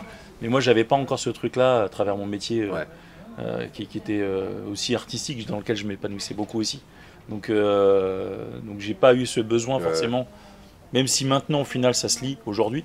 À l'époque, peut-être j'y pensais déjà à me dire qu'un jour ça va se. Mais même pas, je pense. Je pense que ça Ouais. fait même pas Toi, 5-6 c'était ans vraiment où vraiment je me suis séparé, rendu compte ouais. que ça allait à un moment donné se matcher et se mettre ensemble. Mais c'est vrai que. Mais t'as ce truc pour moi, tu sais, qui a évolué sur les 10-15 dernières années, tu vois, où effectivement, via le stream, via machin, la culture urbaine, tu vois, de manière un peu élargie, est devenue cool. Mm. Tu vois, est devenue. Les gamins, ils mangent ça, tu vois, c'est devenu normal. Le rap, c'est normal, etc. Enfin, tu vois, genre, t'as tout ce truc, même si le graffiti aujourd'hui, j'ai l'impression, est moins lié au rap que à l'époque, tu vois, mais pour moi, ça fait partie un peu de cet ensemble, tu vois, de culture urbaine et qui petit à petit en fait s'est normalisé de fou, Ouais. tu vois, et où moi j'ai fait un tout petit peu de murs payés, tu vois, par des particuliers, peindre la chambre des gamins, des trucs Ouais. comme ça et tout. C'était pas un truc dans lequel je m'éclatais de fou, tu vois, c'est cool, ça faisait un petit billet de temps en temps, mais j'aurais pas fait ça plus que ça. Mais où tu sentais que voilà, genre eux ils étaient pas forcément adeptes de l'esthétique, mais ils savaient que leur gamin ça allait leur parler, Ouais. tu vois. Et du coup, les gamins, quand ils revenaient, ils voyaient la chambre, t'avais fait une version un peu stylisée du gosse, un petit lettrage, un petit truc stylé. Les gamins, ils étaient aux anges, tu vois. Ouais. Et en vrai, c'est cette génération-là qui a grandi, qui soit bosse un peu là-dedans, soit en tout cas, juste l'esthétique, elle est devenue normale. Ouais. Tu vois, et je pense qu'aujourd'hui, un gamin qui fait des études, il y a un peu de graffiti, un peu de machin, personne va lui dire, mais pas ça dans ton book. Tu Ouais, vois, ouais. Ça s'est normalisé, tu vois, entre guillemets. C'est vrai. C'est vrai. Après, c'est vrai que pour moi, il y a toujours un côté. Ah, c'est sympa. Tu vois, mais Je suis d'accord. c'est. Non, c'est jamais sérieux. C'est tu ouais, il y a vois, toujours un petit côté ouais, voilà. ouais, ouais. Alors que quelqu'un qui fait des vrais dessins, c'est Ouais, coup, ouais, c'est ouais, ouais. ah oui, toi tu vois, tu dessines. Mais t'as un peu, tu sais, t'as un peu le même parallèle avec le manga. Tu vois, le manga, c'était vos BD de merde venus du Japon et tout. Et là aujourd'hui, ça devient un peu plus sérieux. Tu vois, Ouais, on commence à le prendre au sérieux. Ouais. Et je suis d'accord avec toi, le graffiti, il y a toujours un truc un peu, fais ces conneries sur un mur. À un moment, faudra faire du vrai art. Ouais, ouais. Ouais, je suis d'accord. Bah, Ouais, parce que aussi il y a tout parce que le graffiti c'est pas juste du beau. Il y a aussi tout le Bien côté sûr. pas beau en fait. Et moi j'ai mis un petit peu de temps à me rendre compte qu'au final c'est vraiment un tout et que l'un sans l'autre ça Ah n'existe ouais, pas. de fou. C'est-à-dire Moi, que les j'ai- gens qui me disent ça c'est beau, ça c'est pas beau, Ouais. je leur dis mais en fait Moi j'ai passé beaucoup c'est- de temps à dire, mais vous savez, c'est les mêmes qui salopent. C'est ça, voilà, c'est les mêmes c'est- qui salopent ton mur, qui font un truc super stylé C'est dimanche la même histoire. après-midi, hein. Ouais, de fou. Donc Et ouais, moi j'adore pour le coup, tu vois, moi j'ai fait beaucoup de persos, etc. Moi je considère que les boss du truc et tout, les meilleurs des meilleurs, c'est ceux qui sont capables de te faire un tag, ils tuent. ouais. Tu vois, vraiment, un trait, tu vois, pas de fioriture, de dégradé, de je sais pas quoi. Si sa signature, elle bute, c'est un grand, tu vois. Un perso, vas-y, tu mets plein d'effets, de machin, tu recoupes tes traits et tout pendant 200 ans, etc. Un mec est capable de te faire un flop qui te démonte en 3 minutes, 4. Pour moi, c'est les meilleurs. Enfin, Ouais, tu vois, genre, ouais, j'ai toujours bien adoré sûr. cette esthétique-là et j'étais pas le meilleur là-dedans. Mais ouais, comme tu dis, tout est relié, tu vois. Il n'y a pas juste les gentils qui font du terrain, les méchants qui salopent des murs. C'est un tout et soit t'embrasses cette culture-là, soit tu l'embrasses pas, quoi. Tu vois. Bah, c'est ça. C'est Mais, ça, c'est comme tout le truc. Toi, tu as dû l'entendre encore plus, c'est que moi, comme je me retrouve aujourd'hui encore à faire des persos, des machins comme ça. Les gens qui passent en effet devant ton mur, ils vont dire ah c'est sympa et tout. Parce que là à côté, le truc des lettres, machin, on comprend rien. Bon, il n'y a même pas des lettres Les d'ailleurs. persos sur le C'est- grand public, on a toujours eu plus de retours. Ouais, Tu ouais, vois, c'est on ça. a C'est, toujours été- ouais, ouais, ouais. t'es- Moi, on s'est déjà fait péta des persos, tu vois, genre les mecs venaient, effacer tous les lettrages autour du perso, mais garder juste le perso. Ouais, ça Moi, se je me fait suis encore, revu, hein, j'ai revu des trucs de, mais attends, j'ai jamais posé avec eux. Tu vois, des trucs, tu la croises sur le net ou machin, tu dis, bah attends, c'est mon perso, mais c'est qui les deux gars autour, tu vois. Ouais. Et ouais, je m'étais fait péta 2-3 trucs comme ça, genre, tu finis dans une deuxième fresque, bon, écoute, c'est fini, hein, tu vois. Le recyclage. Ouais. Après, il y a un petit truc d'ego qui est sympa parce que tu te dis, bon, Ils t'ont respecté ils entre ont guillemets, tu trouvé que vois. c'était stylé, ils Ouais. ont voulu le garder, tu vois. Mais Ouais. Mais ouais, t'as ce truc, je pense, en vrai, tu vois, ça va arriver. Après, ça sera accepté par le milieu ou non, mais tu vas avoir au bout d'un moment, c'est un beau bourg, si ça n'a pas déjà été fait. J'ai vu il y a pas longtemps, tu vois, des affiches de la mairie de Paris, le street art, etc. Tu vois, bon, aujourd'hui, ils trouvent ça stylé. Avant, ils faisaient tout pour empêcher, et maintenant, les photos d'archives que les mecs ont fait, ils trouvent ça incroyable et ils mettent ça en galerie. Mais j'ai fait, je pense que je sais pas si de ça dont tu parlais, mais j'ai fait l'exposition, enfin j'ai été voir l'exposition Capitale à l'hôtel de ville. Ça. Ouais, il me semble que c'est Et cette expo, du coup, j'étais là voir parce que moi de l'extérieur, les retours que j'en avais, c'était ouais, c'est vite fait, machin. J'aime bien me faire mon propre avis. Ouais. Et du coup, j'y suis allé avec mon pote Zeri là, il y a pas longtemps, et parce qu'elle a été prolongée. Ouais. Et on y a été un peu en mode horaire, un peu horaire décalé, tu vois, Ouais. pas grande. Il y avait que des vieux. Ouais. Donc c'était assez drôle, c'est qu'on s'est retrouvé ouais. en fait avec une population autour de nous qui avait 70, Ouais, ok. j'ai envie de dire, Ok. Ah ouais. tu vois. Et vraiment beaucoup. Alors après il y avait des classes, etc. Mais c'était assez drôle, c'est que tu pourrais t'attendre à te dire ouais c'est une expo, donc machin. Enfin toi tu restes aussi un peu avec ton idée du mouvement, quoi. Alors qu'en fait pas du tout. Et ces mêmes personnes, je les ai grillées en train de parler de graffiti artistes ou de graffeurs. Ouais, qui de noms connaissaient des blazes. qui Ok, connaissaient des blazes qui sont vraiment piqués. que moi je connais et que je me dis mais lui il est pas, tu vois, c'est pas John Wan, c'est pas Ouais. et je me dis ah ouais d'accord, ok, donc il y a des gens en Non, fait mais qui il y a sont une dans le vraie- truc il y a une vraie, et je trouve que l'expo pour le coup, pour revenir dessus, elle était plutôt bien conçue, Ouais. parce qu'elle était vraiment complète, il y avait un vrai historique. Alors après Ouais. pas exhaustive, hein, mais on peut pas, voilà, Non, mais il y avait un vrai historique sur le graffiti. Moi, je pense que et c'est sur la démarche. Ces démarches-là, c'est ce qui mèneront à ce que ça soit justement, tu vois, qu'on ne te dise pas tu fais sur les murs. Mais je sais pas, moi, j'avoue, quand j'avais vu l'affiche, j'ai eu quand même un petit. Tu sais, un petit grincement de se dire, ouais, mais c'est les gens qui nous chiaient dessus à l'époque et qui finissent par faire des expos, tu vois. Après, je suis pas allé à l'expo. Donc Après ouais, je connais pas les personnes veux qui ont pas, créé le. Je veux pas juger, tu vois, mais c'est vrai que tu as toujours un peu cette possible récupération de trucs qui n'ont jamais soutenu quoi que ce soit et qui maintenant viennent se greffer entre guillemets au truc.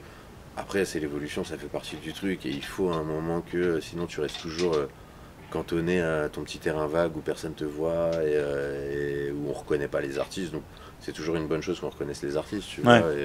Et je te dis, moi, ouais, je pense de toute façon, ça va, comme tu dis, tu vois, si les vieux commencent à connaître les noms, les bouquins sont moi bien, j'ai ça fait bloqué, partie moi, de quand l'art, j'ai ça entendu fait ça, partie je me de dis l'art. waouh. Non, c'est ça. Mais après, ce qu'il faut savoir pour ceux qui voient ce genre d'expo, des gens qui vont voir ce genre d'expo, c'est que c'est, j'ai envie de dire, c'est un peu, même si c'est quand même très large, c'est un peu généraliste. C'est-à-dire que c'est le début de l'entrée dans le mouvement, en fait. C'est-à-dire que derrière, il y a un nombre incalculable de gens à découvrir, plein de gens qui soit ne veulent pas forcément être exposés, soit n'ont pas les contacts.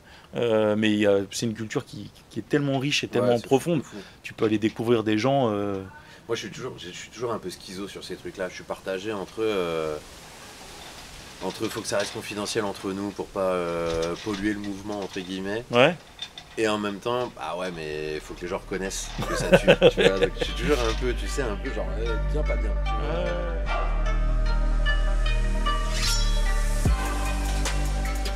En même temps, comme je te disais, tu vois, nous aujourd'hui on fait beaucoup de clips dans le rap, dans le machin et tout. Avant c'était confidentiel et il y a 10-15 ans, on n'aurait jamais eu la carrière qu'on a aujourd'hui si le rap s'était pas démocratisé de fou. Et puis ça amène son lot de public qui en fait connaît rien, etc. Et ça fait partie du jeu, tu vois. Ouais. Et t'as toujours ton âme de puriste au fond, a toujours un truc de laissez-nous entre nous. Mais en même temps, bah, ça te permet aussi de manger, de vivre, d'avoir aussi des artistes incroyables, etc.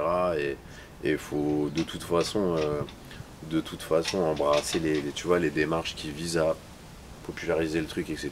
Et comme tu dis, ça fait découvrir des artistes incroyables. Ça leur permet aussi d'exister, tu vois. Parce qu'à un moment c'est super quand t'as 18-20 ans, tu t'en fous un peu de payer ton loyer, machin et tout, et tu fais de la peinture, ça te coûte de l'argent et c'est cool. Mais au bout d'un moment, t'en as plein, j'imagine, qui lâchent parce que financièrement, le taf, tu fais un truc qui a plus rien à voir, etc. Et ce genre de démarches qui peuvent peut-être faire vivre des artistes via des subventions ou vente de toiles ou d'œuvres, ça tue, tu vois, parce que ça va permettre à des gens qui n'auraient pas eu de carrière artistique, bah là, de devenir artistes et de pouvoir se développer. Donc, je te dis, il y a toujours mon petit fond de cœur de puriste, on est entre nous, qui a un petit pincement, et puis après, je réalise bien que c'est nécessaire et que c'est cool, et si ça permet à des gens de vivre de ça, pur et dur, tu vois, pas juste je vais devenir graphiste via le graffiti ou je vais faire autre chose, mais vraiment, je continue à faire mon œuvre, tu vois, si ça peut leur permettre de faire leur art à eux. Mais c'est vrai que vraiment d'artiste. C'est vraiment pas simple, hein, ce truc de l'argent lié à la passion, en fait, enfin la passion, quelque chose qui te passionne.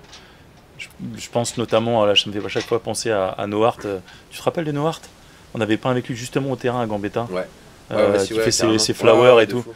Et du coup, je l'ai intégré dans le podcast. Ouais. Et quand il me parlait de son histoire via les galeries, où il a beaucoup vendu, ça a très bien marché pour lui, où à un moment donné, il en a été écœuré. Ouais. En fait. Je capte, Alors que ça marchait, alors que l'argent rentrait. Et que ça marchait très très bien pour lui. Après, le graffiti, c'est un truc, pour moi, ça a toujours été un truc. Tu sais, vu d'extérieur, c'est con.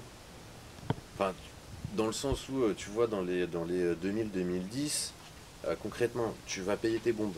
Parce que t'es pas une Kaira et que tu dépouilles pas des gens en sortant de City. Tu prends quand même, entre guillemets, des risques à aller sur un terrain. Ça se trouve, les keufs débarquent, on embarque tout le monde, etc. Si t'as pas un vandale, potentiellement tu peux prendre des lourdes amendes, peut-être même des peines pour les récidivistes et tout. À la fin, tu prends tes photos. Tu gagnes absolument aucun argent. Enfin, tu vois ce que je veux dire, genre, oui, t'en perds, tu claques de la maille. Tu risques tu risques potentiellement des amendes, des trucs, de te faire embarquer par les keufs pour qu'à la fin, super, on a fait un mur, il est resté une semaine, tu vois. Donc si tu veux, vu d'extérieur, il y a une démarche, tu sais, qui est hyper bizarre. Parce qu'on est dans un monde de faut que ça te rapporte de l'argent, peut-être t'investis, tu vois, les gens qui font de la musique, après ils vont faire des concerts, etc. Toi, à ce moment-là, tu vois, il n'y a pas trop on fait des expos. Tu vois, ça s'est même jamais posé la question, tu vois, sur le crew. Organiser une expo, pourquoi? Tu vois, de temps en temps, quand quelqu'un te lâchait un mur et te payait un billet de train, t'y allais, tu vois. T'avais déjà l'impression que c'était. C'est clair. Tu vois, je suis Drake en tournée, tu vois. Et si tu veux, d'un point de vue extérieur, pour ceux en plus qui continuent à faire du vandal, de prendre des vrais risques, etc., tu sais, la démarche, tu peux pas l'expliquer à quelqu'un d'extérieur. Tu vois, tu sais, moi, quand je le disais, on me disait, mais pourquoi? Tu vois? Je sais pas, j'ai envie. Tu vois, et il n'y avait pas forcément de débouchés commerciaux ou machin. Et du coup, tu prends des risques, tu claques de la thune, tu passes du temps pour un truc qui va vivre entre 24 heures et une semaine. Potentiellement, tu t'embrouilles avec des gens parce que tu les as mal repassés. Tu vois, mais tu vois, le tout, en fait, genre, si t'es pas piqué par ça et si t'es pas dans le milieu, vu d'extérieur, ça doit avoir l'air d'un truc de débile. Tu vois, genre, pourquoi prennent-ils tous ces risques? C'est clair. Effectivement, si t'es pas touché par ça, et c'est là où je pense que, effectivement, ce lien entre gagner de l'argent via ça, tu sais, il y a un bug. Tu vois, parce que c'est un truc qui doit être dans une. Enfin, tu vois, qu'avec je vois ce que tu veux dire. De pureté, 100% artistique, tu vois, t'as rien à gagner. T'as que à perdre à faire ça. Et d'un seul coup arrivent les galeries, l'argent, placement de marques, des trucs et tout. Et du coup, est-ce que. J'ai pas de jugement là-dessus, hein, tu vois, je fais un métier dans lequel je vends mes dessins. Donc, mais effectivement, je comprends le truc qu'il y a un moment sur des gens qui font ça dans cette démarche-là, se disent l'argent arrive. Est-ce que ça va pas pervertir? Est-ce que ça va pas tout changer? Est-ce que ça, tu vois, est-ce qu'on perd pas l'âme du truc qui était dans une démarche éphémère, sur le moment, l'instant présent, sans calcul de mais ça vend bien, ça va faire réagir. Enfin, tu vois, genre, et là, effectivement, tu rentres dans une démarche à la Banksy.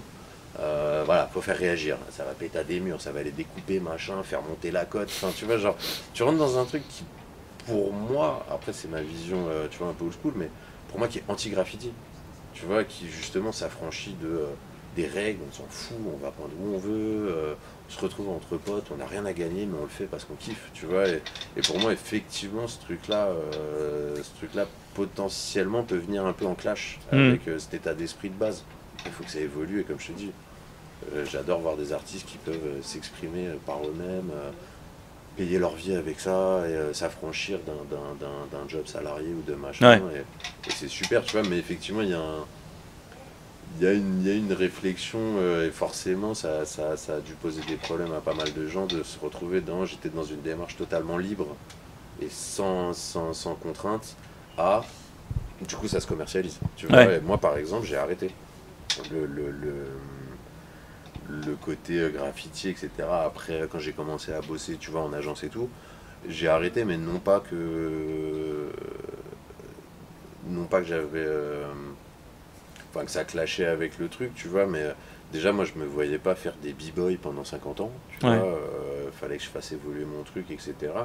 Et je voulais pas justement tomber dans ce truc où à un moment on sait que tu es celui qui fait des tags, et du coup tu te retrouves pour des marques pourries qui savent absolument pas de quoi on parle, à faire une esthétique tag pour soi-disant parler aux jeunes ou machin, tu vois, je voulais garder ça pour moi. Ouais, c'est fou, c'est que ça aussi, t'as senti le truc aussi, et t'as eu l'intelligence de te dire, bon, on va gommer un peu ça, gentiment, et au profit de ça, quoi. J'ai pas envie de faire un truc pété, tu sais, que tu retrouves sur TF1, le pack graffiti, yo-yo les jeunes, tu vois, genre, j'avais pas du tout envie de ça.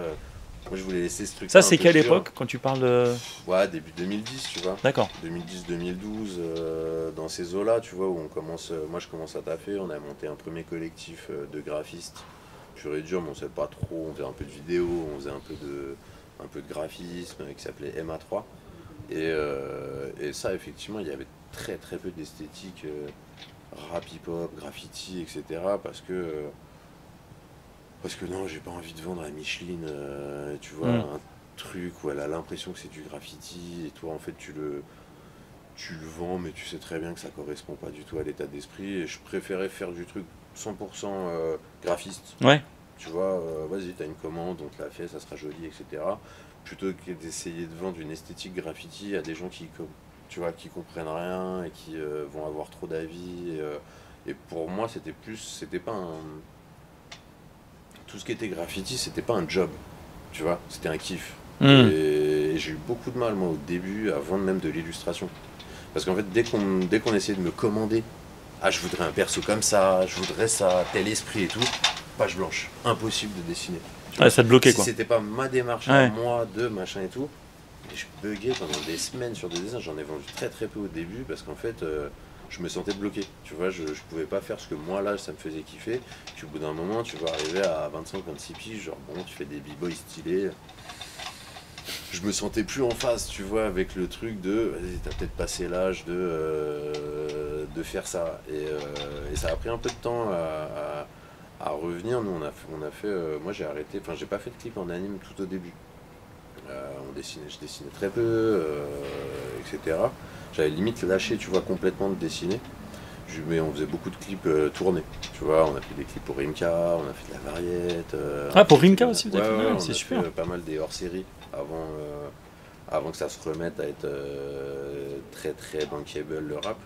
Et du coup, ça c'était des bons tournages, on a fait ce qu'on avait à faire, etc. Après, de toute façon, tu retrouves tu vois, certaines compositions qu'on va faire, graphes, tu le ressens, tu vois, le côté perso, comment je compose une image, etc. Tu vois, ça a toujours été là. Et on a fait pas mal de tournages à ce moment-là, entre les 2012 et 2015, un truc comme ça. Et puis finalement, on s'y retrouvait pas plus que ça dans le shooter pur et dur, tu vois, dans le caméra, organiser un tournage, c'est lourd, c'est chiant, ça prend du temps, tu gagnes pas d'argent. Ouais, parce que ce que j'allais te demander, en fait, c'était un vrai taf, là. Ouais, fort. Enfin, un vrai taf. Heureusement qu'on faisait du graphisme, un peu corpo pour des marques, etc. D'accord. Parce que c'était pas les clips de rap qui payaient qui payaient notre loyer, tu vois, ça. C'était des extras, mais tu bossais 3 mois pour sortir à peine un SMIC, tu vois. Donc, ah oui, d'accord. Et si tu veux, pour nous, en tout cas, le seul chemin qui se déroulait à ce moment-là, c'était de faire des gros clips, potentiellement dans le rap, mais si tu voulais gagner ta vie, il fallait aller dans la variette.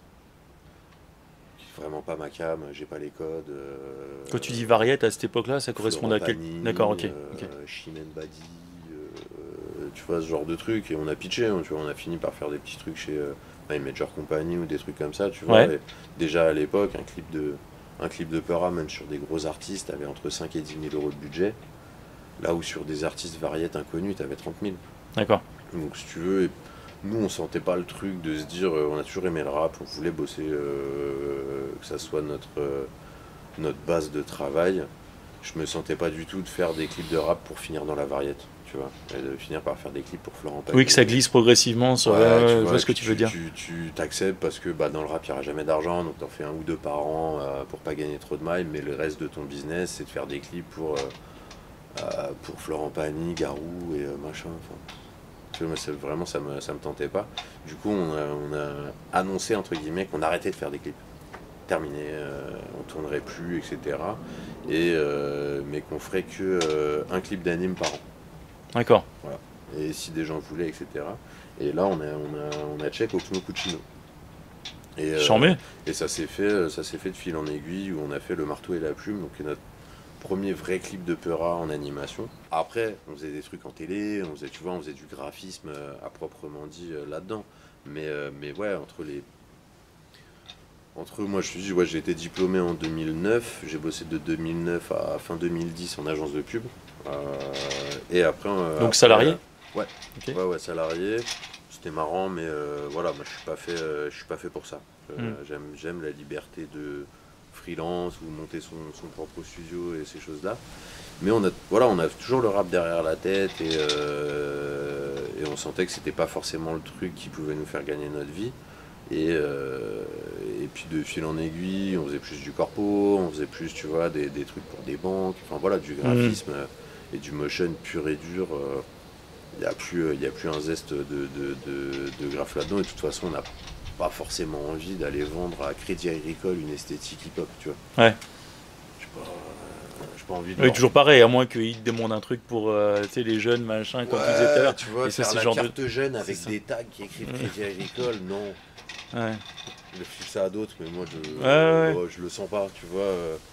Tant mieux s'il y en a qui le font et qui sont heureux avec ça, mais moi vraiment ça m'intéressait pas du tout. Par contre, faire un visuel, graphique, on respecte la DA, etc., de le faire. Comme je te dis, moi je séparais vachement ce côté. Il y a l'artistique personnel pour moi, et il y a le taf de faire du graphisme, et c'est déjà mieux que je fais déjà de la création, tu vois, donc c'est cool, on gagne notre vie, on part en vacances avec ça, et de temps en temps, mais tout ce qui était rap, clip, etc., c'est des trucs qu'on faisait limite en hobby, toujours sur le côté, tu vois, les petits clips qu'on a fait à droite à gauche, il n'y avait pas d'argent, enfin, tu vois, on faisait ça pour le kiff, et à côté, on avait ce qu'on faisait pour des agences ou des marques qui permettaient de payer le stud. En plus, on a eu de la chance, tu vois, à partir de 2015, je dirais, t'as une espèce d'âge d'or du rap, tu vois, avec ça signe dans tous les sens, il y a de l'argent, ça met des budgets sur des clips, tu peux vendre des covers en dessin, etc. Et du coup, nous, on a commencé à faire des clips pour Oxmo à ce moment-là, on a enchaîné sur un clip pour Kekra. Et en fait on se rend compte que cette esthétique qu'on avait en nous de dessiner des persos, des machins et tout, en fait là ça y est, il y a une génération sûrement qui s'est butée à ça, tu vois, qui a grandi un peu avec ça, qui a dû les animer, tu vois, tout ça, et qui en fait a de l'appétit de fou, tu vois, alors que les vieux rappeurs globalement ils voulaient voir leur tête, tu vois, c'était un portrait cover, tu mets une typo en dessous, voilà, super, tu vois, faire des dessins, les mecs, tu vois, et ils envisageaient pas ça, tu vois, et là t'as toute une génération qui kiffe les dessins, tu vois, le Monde Chico de PNL, c'est leurs deux têtes dessinées, un peu stylisées, etc. Et pour moi, en fait, c'est toute cette culture graffiti, dessin, animé, manga, etc., qui fait qu'à un moment, en fait, t'arrives sur une génération qui a bouffé tout ça, qui a grandi avec, et qui va se dire, putain, il me faut un clip en anime, tu vois, chose qui dans le rap n'existait pas non plus de fou, tu vois, c'est pas... Ça reste minoritaire, tu vois. Mais ça existe. Oui, il y a toujours eu ces clips de rap, un bateau avec... il faut de la voiture, de la meuf, de la drogue, des billets. Puis, Mais de temps en temps, tu as des artistes qui ont une envie, tu vois, de pousser un truc visuel et tout, et qui kiffent ça, et qui vont nous demander de taffer. Et du coup, nous, en fait, à partir du Oxmo, on a commencé à réussir à inverser la vapeur de... On fait toujours un peu de corpo, et puis de plus en plus de clips ou de visuels dans le rap, ou en tout cas dans ce délire-là, et de fil en aiguille, au fil des années, tu vois, c'est devenu notre métier, c'est de faire des visuels pour la musique, et de temps en temps on fait un peu de corpo, comme ça on gagne un peu plus d'argent, etc. Et puis c'est toujours marrant tu vois, c'est des trucs qu'on fait en mode automatique maintenant, c'est super simple, ça file vite, puis il reste assez riche, on va pas se mentir, mais aujourd'hui, voilà, 80% du taf au quotidien, c'est des covers, c'est du clip dans le rap, c'est voir d'autres artistes. Là, tu vois, on a fait une petite loupe il n'y a pas longtemps pour un artiste martiniquais, Blicasti, Luke Lemon. Oui, bon, voilà, très bien, j'ai vu ça d'ailleurs, c'est excellent. Ça, tu vois, c'est des bons délires. Et moi, j'ai toujours, après, tu vois, le graphe m'a donné aussi cette appétence de rencontrer autre chose. Tu vois, de pas rester cloîtré dans ton truc, tu vois. Toi, tu venais d'ailleurs, tu avais une autre sensibilité, baisse, comique, stup, etc. tu sais, chacun avait son monde et son univers et n'écoutait pas tous la même musique, tu vois. Et moi j'ai une hantise par contre des milieux, tu vois, genre tout le monde écoute le même truc, parle du même truc, s'habille pareil, etc. Ça m'angoisse. Mais je pense que ça vient du graffiti, tu vois. Je pense que du fait de se retrouver dans des terrains vagues avec 15 têtes, il n'y en a pas une qui se ressemble, il n'y en a pas un qui écoute le même truc, il n'y en a pas un qui est exactement dans le même délire. Enfin, tu vois, pas de formatage, vraiment ce truc libre et tout. Et j'ai gardé ça, tu vois, je pense, depuis. Tu sais, ça m'angoisse d'être que avec les mêmes gens, que les mêmes kiffs, que les mêmes trucs et tout, tu vois. Et ouais, dès que je peux bosser sur d'autres sons, des gens qui sont de toute façon piqués par ça, tu vois, j'adore. Tu vois, vraiment, je kiffe et pas rester cloîtré dans le même truc tout le temps. Et ça, ouais, je pense vraiment ça vient du grave à fond, quoi. Ouais, bah c'est évident, c'est notre façon, enfin c'est la façon C'est ça. dont on vivait le mouvement à l'époque. Ouais, c'est ça. Et bon, moi je sais qu'aujourd'hui que je repeins, c'est toujours pareil, quoi. C'est toujours pareil. Mais si j'ai un petit peu, parce que vu que j'ai vieilli un peu, tendance à vouloir me retrouver un peu plus qu'avec des gens, tu vois. Mais non, forcément, tu vas vers après, tu vois, même si on était tous très différents, on était tous dans le même délire. Ouais. Tu vois, même si chacun vient avec sa sensibilité et tout, ceux qui venaient avec un délire trop opposé ou pas dans l'état d'esprit global, ça restait pas longtemps, tu vois. Ouais. Mais ouais, pour moi, tu avais cet apport de beaucoup de sensibilité, de parcours différents, d'origines, provenances différentes et tout, qui faisait la richesse du truc, tu vois, et où devant ton mur, il n'y a plus de où est-ce que tu viens, tu vois, il n'y a plus de... On s'en fout de ton origine, tu vois. Mais parce que nous, on était comme ça. Ouais. À l'époque, d'autres personnes n'étaient pas du tout comme ça, quoi. C'est possible. Ça se parle. Enfin, il y en a d'autres qui parlaient même pas. Enfin, tu vois. De fou. Nous, c'est vrai que c'était vraiment l'état d'esprit et franchement, on se posait pas vraiment la question à l'époque de savoir si c'était bien ou pas. C'était comme ça. Ouais, non, c'est ça. C'est-à-dire qu'on cherchait pas, tu vois, à se dire on veut être différent. Non, c'était. Non, on faisait les trucs, mais c'est ça, tu vois, ce que je dis, c'est cette démarche. C'est foncièrement honnête, tu vois, il n'y a pas de calcul, il n'y a pas de faut que je fasse ça pour que. Non, tu fais ton truc, tu trouves ça stylé, tu t'en parles avec les copains, peut-être ils vont te conseiller un peu, peut-être juste ils vont kiffer. Et ouais, c'est ça, tu vois, chacun venait avec son truc, personne jugeait, tu vois. C'était vraiment, bah il a fait ça, c'est stylé. Ouais.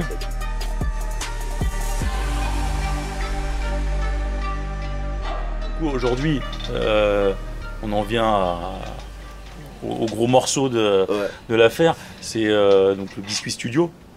Donc ça, clairement, ça existe depuis combien de temps 2014. Ouais, l'année prochaine, on fête les 10 ans.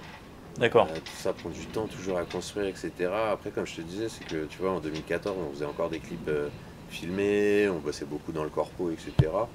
Et nous, il a fallu qu'on prenne aussi confiance dans ce qu'on faisait, tu vois. Parce que comme je te disais, moi j'ai grandi aussi beaucoup dans un truc où il fallait un peu cacher. Ouais. C'est pas le truc 100% cool, tu vois, c'est pas le truc... j'ai pas grandi en me disant faut que je vende mes dessins à moi. Tu vois, c'était faut que je vende une vision, une direction artistique, un truc de graphiste, tu vois. Et du coup, ça nous a pris quand même pas mal de temps à se dire, ouais, mais attends, on a le droit. Tu vois, on a les épaules pour vendre des dessins, pour que ça soit stylé, pour que ça soit pas... d'accepter que c'est possible. C'est ça, exactement, de pas se sentir un imposteur, tu vois, de se dire, bah attends, il aime bien le dessin, les dessins ça peut se vendre, on n'est pas obligé de faire du corpo et du machin. Du coup, voilà, ça a mis un peu de temps à bien se mettre en place, à montrer que ça peut marcher, à montrer qu'on peut faire des pucks, etc. Et comme je te disais, on a commencé par Oxmo. Il y a pire, tu vois, il y a pire pour mettre le pied à l'étrier, même si c'est plus le Oxmo de Time Bomb, tu vois, mais ouais, moi j'ai grandi avec Time Bomb, donc si tu veux, quand on fait un clip pour Oxmo qui finit au studio, derrière toi, tu lui demandes s'il kiffe, il te dit franchement ça tue. Validé. Tu vois, quand t'es validé par Oxmo venant de ma génération, t'es bien. Tu vois, tu prends un petit boost de confiance. En plus, il a été sélectionné dans des petits festivals, des trucs comme ça. On a pas mal d'articles et tout. Ouais, non, franchement, ça nous a vraiment confirmé qu'on avait fait le bon choix. Tu vois, de se dire, on va essayer de se sortir du corpo petit à petit et on a le droit de faire des beaux dessins pour des rappeurs, pour des chanteurs, pour des chanteuses, pour en vrai qui en a envie, tu vois, et capte l'esprit dans lequel on est. Et voilà, je te dis, de fil en aiguille, au fil de cette dizaine d'années, on a réussi à s'imposer petit à petit, et en faisant le taf, et en étant vraiment dans une démarche honnête, et notre but c'est que notre book il tue. Ouais. Tu vois, vraiment de... Moi, je veux pouvoir regarder mes créas, je veux pouvoir les regarder 3-4 ans après. C'est sûr, on a évolué, on fait mieux maintenant. Mais tu vois, avec un petit œil nostalgique, comme je regarde les murs qu'on pouvait faire, je me dis, oh, putain, ça tue, on s'éclatait, tu vois. Ouais. Et je me suis pas... j'ai pas changé radicalement ce que je faisais pour le vendre, machin, comme on pouvait le faire dans le graphisme. Mais pouvoir regarder ce truc 5 ans après et me dire, oh, putain, c'était stylé. Et je suis content. Et même si t'as un regard critique Bah oui, forcément, oui, évidemment. parce que t'as évolué, mais j'ai que du kiff, tu vois, à re-regarder les trucs qu'on faisait au début ou les murs qu'on faisait il y a presque 20 ans maintenant. Euh, Parce qu'en fait, je pense que notre démarche et la démarche qu'on essaye d'avoir aujourd'hui, même dans ce qu'on vend, vraiment, elle est honnête, tu vois. Et moi, j'ai envie de kiffer les projets que je fais. Et quand je fais une illustration, j'ai envie de la kiffer, tu vois, et de pouvoir la regarder plusieurs années après, de me dire, putain, ouais, c'était lourd. Et, Ouais. et voilà, et aujourd'hui, on commence, tu vois, on commence à y arriver. Et à vivre quasiment 100% de ça.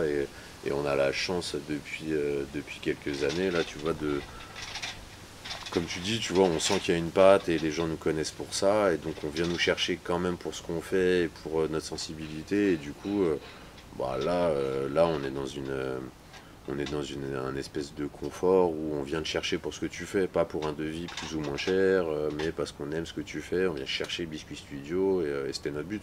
Ouais. Donc maintenant, il y a surtout à faire et toujours continuer à bien faire. Et tu vois, on est parti de petits rappeurs indés à essayer de vendre des CD à Châtelet. Et tu vois, aujourd'hui, on fait des clips pour Booba. On bosse avec Jul, on bosse, tu vois, on a bossé pour Oxmo, on a fait des trucs avec Ekra, enfin tu vois, genre. Et vraiment un gros kiff à bosser là-dessus, à faire les choses bien, à essayer de tenter d'autres choses, à se remettre en question, etc. Ouais, Tu ouais. vois, et quand tu as en plus du retour un peu public, parce que tu es sur des artistes où forcément tu as plus d'exposition et que les gens aiment bien, on fait pas ça pour être aimé. Mais quand les gens te disent Bien c'est sûr. lourd, ça tue, Bien sûr. ça fait du bien, tu vois. Ouais, ça fait toujours plaisir. Et moi j'ai toujours, tu vois, cette résonance avec quand j'étais ado, où on me disait, bah, comme tu disais, tu vois, ouais, fait des dessins sur les murs, on s'en fout un peu, tu vois, on balaye ça, voire on n'aime pas. Bah, se dire que ça aujourd'hui, en fait, bah, les gens qui me chiaient dessus, leurs gamins aujourd'hui, ils kiffent ce que je fais, quoi. Tu vois. Et ça, je t'avoue, j'ai un petit côté revanchard moi, dans la vie. Mais, tu vois, il y a un côté kiff, ouais, à se dire, bah là, aujourd'hui, ouais, les gens, ils kiffent ça, et ils like, ils repostent, tout ce que tu veux, et on essaye d'échanger avec plein de gens quand ils nous écrivent sur les réseaux et tout, et se dire que là, ouais, ce petit truc qu'on faisait dans notre chambre ou sur un terrain vague à Porte de Saint-Ouen, bah aujourd'hui ça nourrit des familles, ça fait taffer, ça permet d'avoir une vie, on vit bien, et on kiffe chaque jour de dessiner, avancer sur des projets, etc. Tu vois. Ouais, c'est charmé. C'est charmé, d'autant. Et en plus, j'ai vu, dernièrement, ça fait un petit moment, vous avez fait une collab avec. C'est La Crème, c'est ça? Ouais, c'est ça. Où il y a un côté en plus, encore plus humoristique qui s'est greffé Ouais, en de fait fou. à Bah, tout ça, ça. la crème, on les connaît maintenant depuis. Ça va bien faire 6-7 ans. Et à l'époque, on s'était rencontrés parce qu'on était coloc de OKLM, donc D'accord. l'ex-média de Booba. Et on s'était capté et tout, et il y avait une envie de créer, tu vois, nous de l'animation et du cartoon. Moi, j'ai toujours été South Park, les Simpsons, Family Guy, tout ce bordel-là.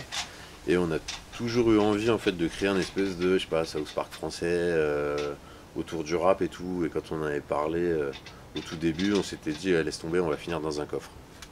Ouais, laisse tomber, il n'y a pas d'humour. Et c'est un autre sujet, mais tu vois, mais je pense que La Crème, pour ceux qui connaissent et tout, ont largement participé au fait que dans le rap, ça se détende un peu. Tu vois, qu'on ait un peu plus de second degré, qu'il y ait un peu plus de vannes, etc. Tu vois, ils se sont jamais fait menacer.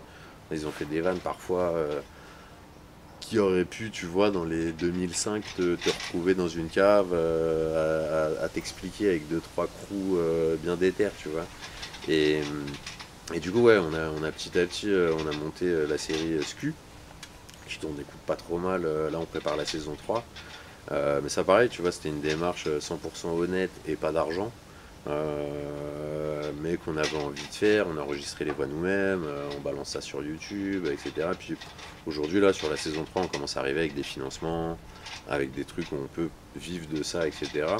Et nous, à terme, ça fait partie des gros targets, tu vois, c'est d'être... de plus répondre à des briefs, tu vois, d'être vraiment créateur de contenu, on fait nos trucs et on propose, tu vois, c'est plus c'est le gars qui génial, veut un visuel génial. et tout, même si on en fera toujours, tu vois, parce que moi j'aime bien le côté pas toujours faire la même chose, mais c'est ça, si on peut réussir à créer nos propres séries originales, nos propres trucs, et du coup là t'es beaucoup plus cartoon, t'es beaucoup plus teubé, mais tu vois, t'es toujours quand même dans une esthétique assez graffiti, gros contours, tu vois, C'est couleur clair. à plat, Ouais. et ouais, t'as cette même recherche du truc qui continue, tu vois, et qui rejaillit de toute façon jusqu'à la fin, hein, tu vois, ça sera là tout le temps, et c'est le moment fondateur, tu vois, moi même du style Ouais. de dessin, et je pense que tu le retrouves aujourd'hui, en vrai, tu compares les b-boys que je faisais aujourd'hui et le dernier clip qu'on a fait pour un Booba ou un truc comme ça, tu vas sentir un truc, tu vois, ça a évolué, c'est plus exactement le même Ah bah non, tracé, non, mais,